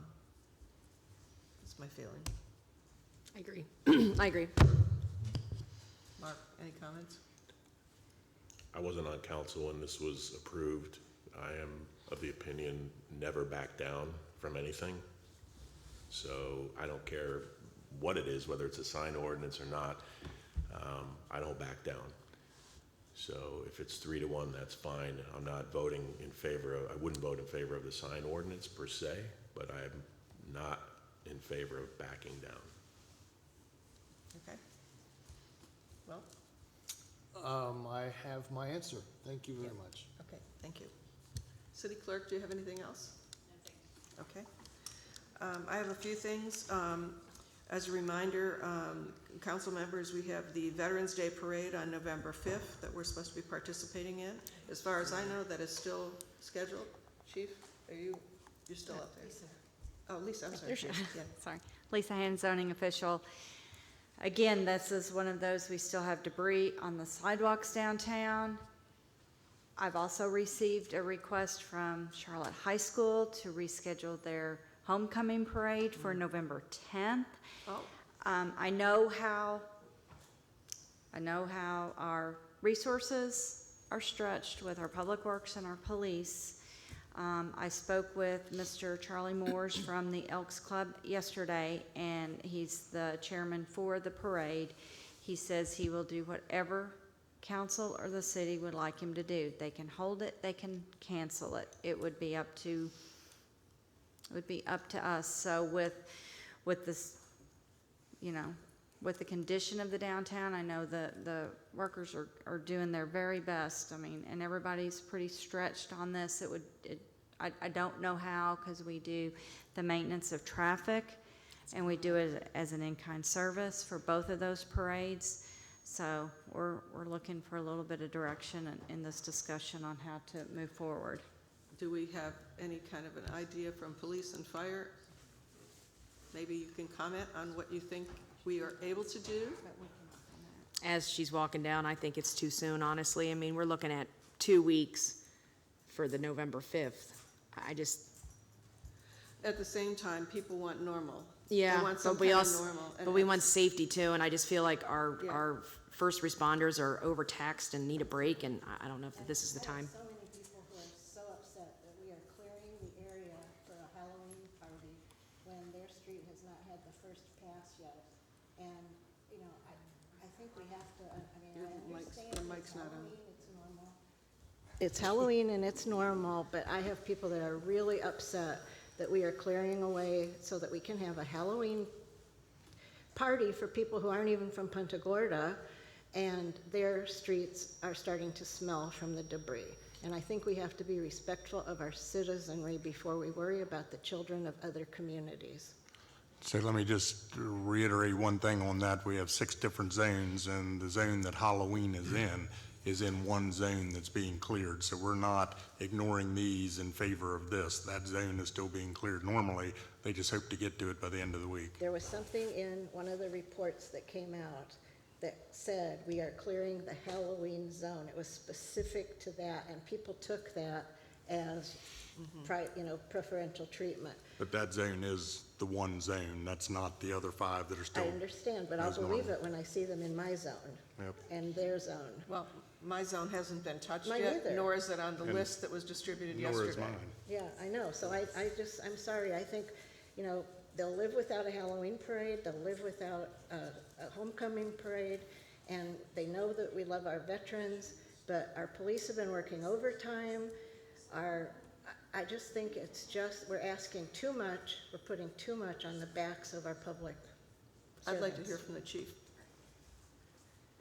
Chief Pam Davis, Punta Gorda Police. So staffing-wise, yes, we have been working a lot of overtime. That will require us to work overtime both Halloween and the parade, but we are ready. We do have, our plan in place. Safety-wise, you're asking, particularly on a parade, you're lining people up on the sidewalks and things like that. There could be safety issues, and Public Works is obviously doing everything they can to address the sidewalks. But staffing-wise, we will make it happen. You say it, we'll make it happen. I don't know if you wanted to give. So, before the fire chief says anything, our concern is still, next week this time, we'll know more. If we have to make a decision today, then we would say no, because we're lining people up along sidewalks that are not yet cleared, and we don't know that will be cleared. So for us to staff that and put people in those positions, it could cause a lot of problems. We don't have street lights that are on in many locations. We don't have a lot of things that we need to make those happen.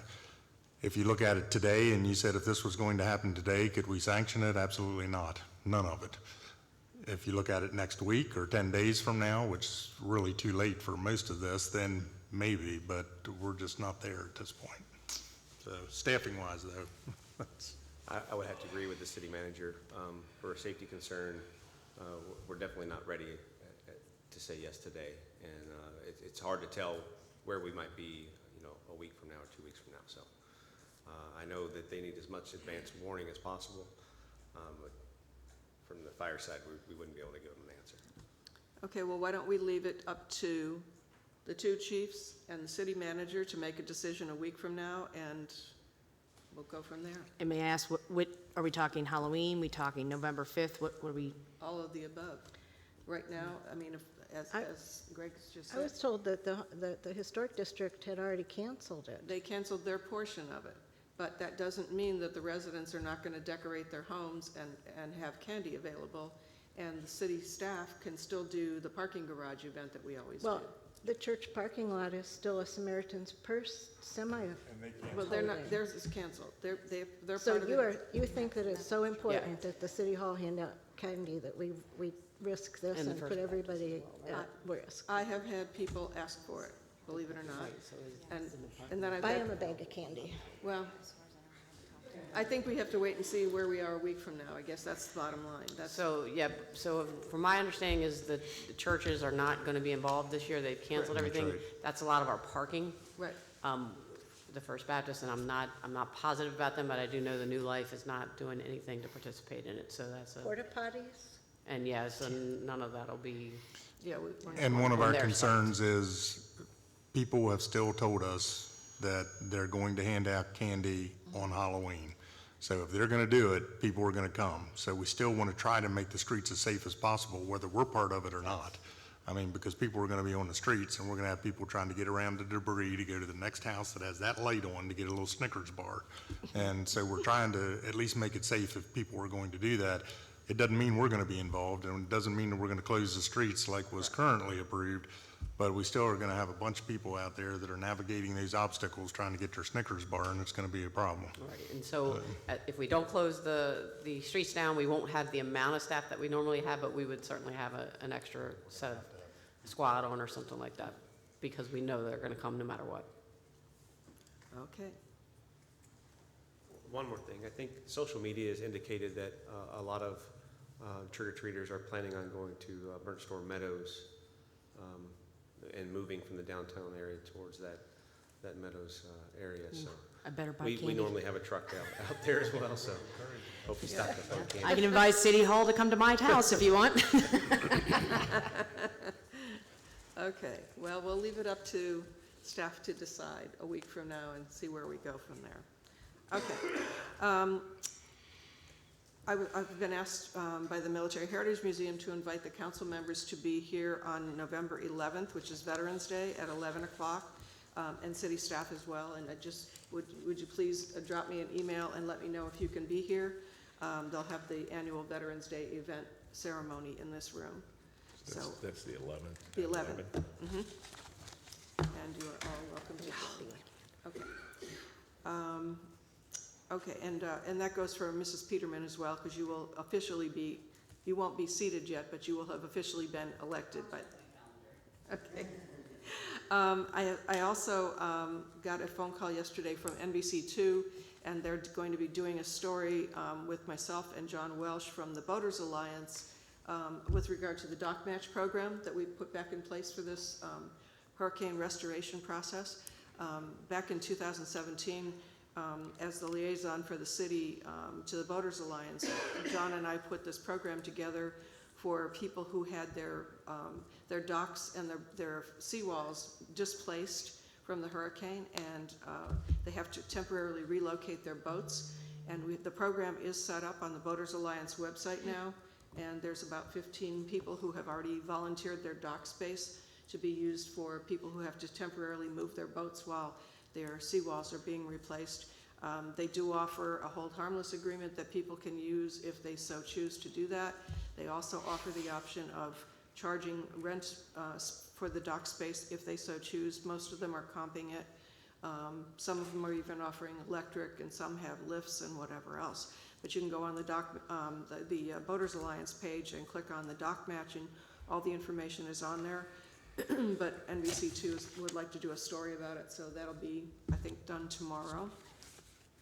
And I would like to ask that now we're in a new fiscal year for all the utility departments, can we please get an updated regular seawall replacement schedule, notwithstanding the hurricane schedule, and also the swale drainage program and the paving list for this new fiscal year. I'd like to have copies of those because I get requests for those all the time, and we don't. The ones that are on the website are for the fiscal year that just already ended, and that's all I have.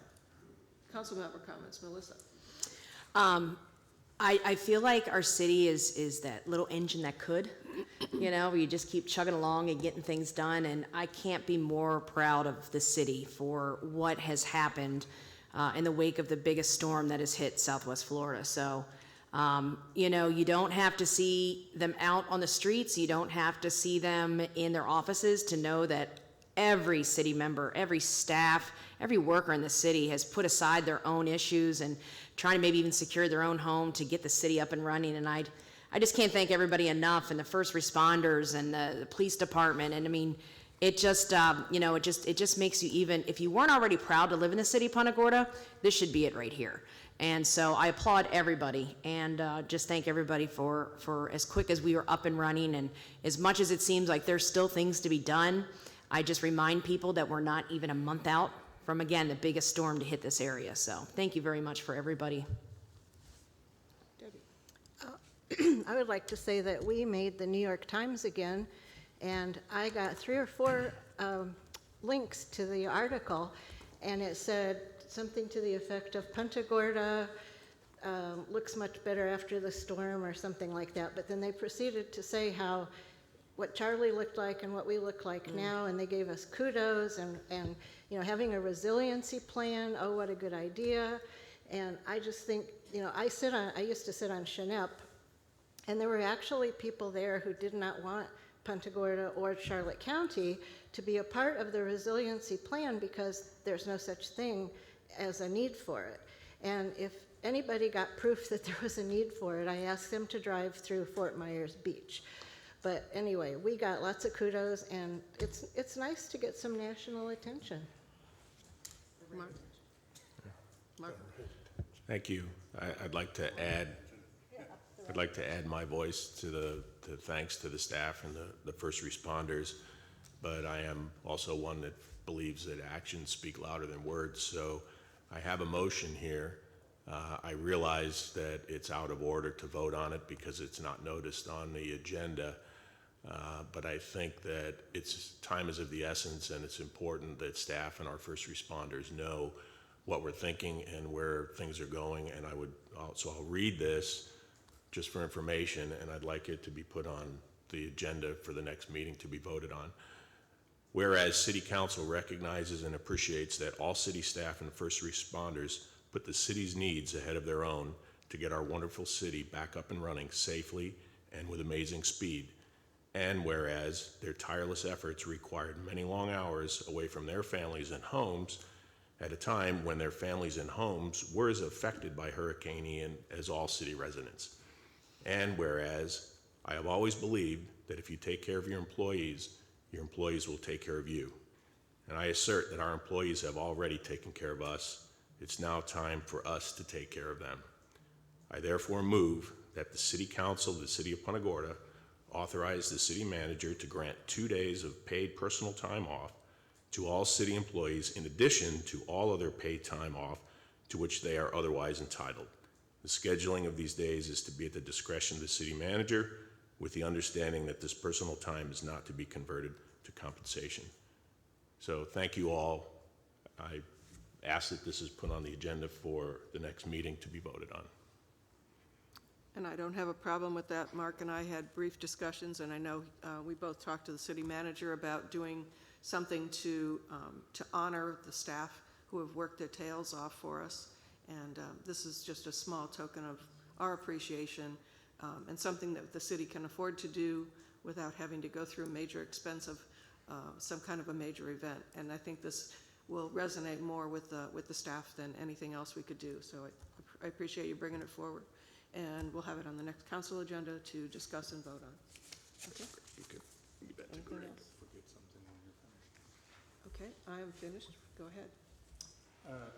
Just reminded me with the election coming, I hate to put the clerk on, on the spot, but could you discuss just a little bit when people take their seats and, what meetings they don't have to come to anymore? And while she's doing that, if anyone sees 2 small office trailers out in front of our building now, they do have bars on the windows because that's how they come. We're not incarcerating our employees to keep them in place. But it does kind of look like a mini jail, so just so you know that. Are we still doing this? Karen Smith, City Clerk for the record. So our reorganization meeting will take place during the second meeting in November on the 16th. The election is on the 8th. It is up to council members to decide whether or not they want to say their goodbyes during the first meeting in November and not be here. We will have 3 members who are already seated, so there does not need to, you don't have to be here. Technically, you're still serving until the new individuals are sworn in. So if you want to be here for that last meeting and be seated until the new members are sworn in, that's acceptable too. It's kind of a preference thing. We've never had a hard and fast rule about when the council members last attend the meetings. So typically, it has been the meeting before the reorganization meeting has been their last meeting. That's when we've said our goodbyes. But it's up to you. Not up to council, up to the individual, when you would like to be. Do you prefer the Your first last or the meeting. second meeting of November to be? I have no preference, whatever you guys want me to do. All right, then I think we'll just do all of it the same day, which is the second November meeting, if that's okay with you. Okay? So we'll plan on second, you'll be here. Yes. And I'll confirm that with Councilmember Cummings as well, that he will be here. Okay.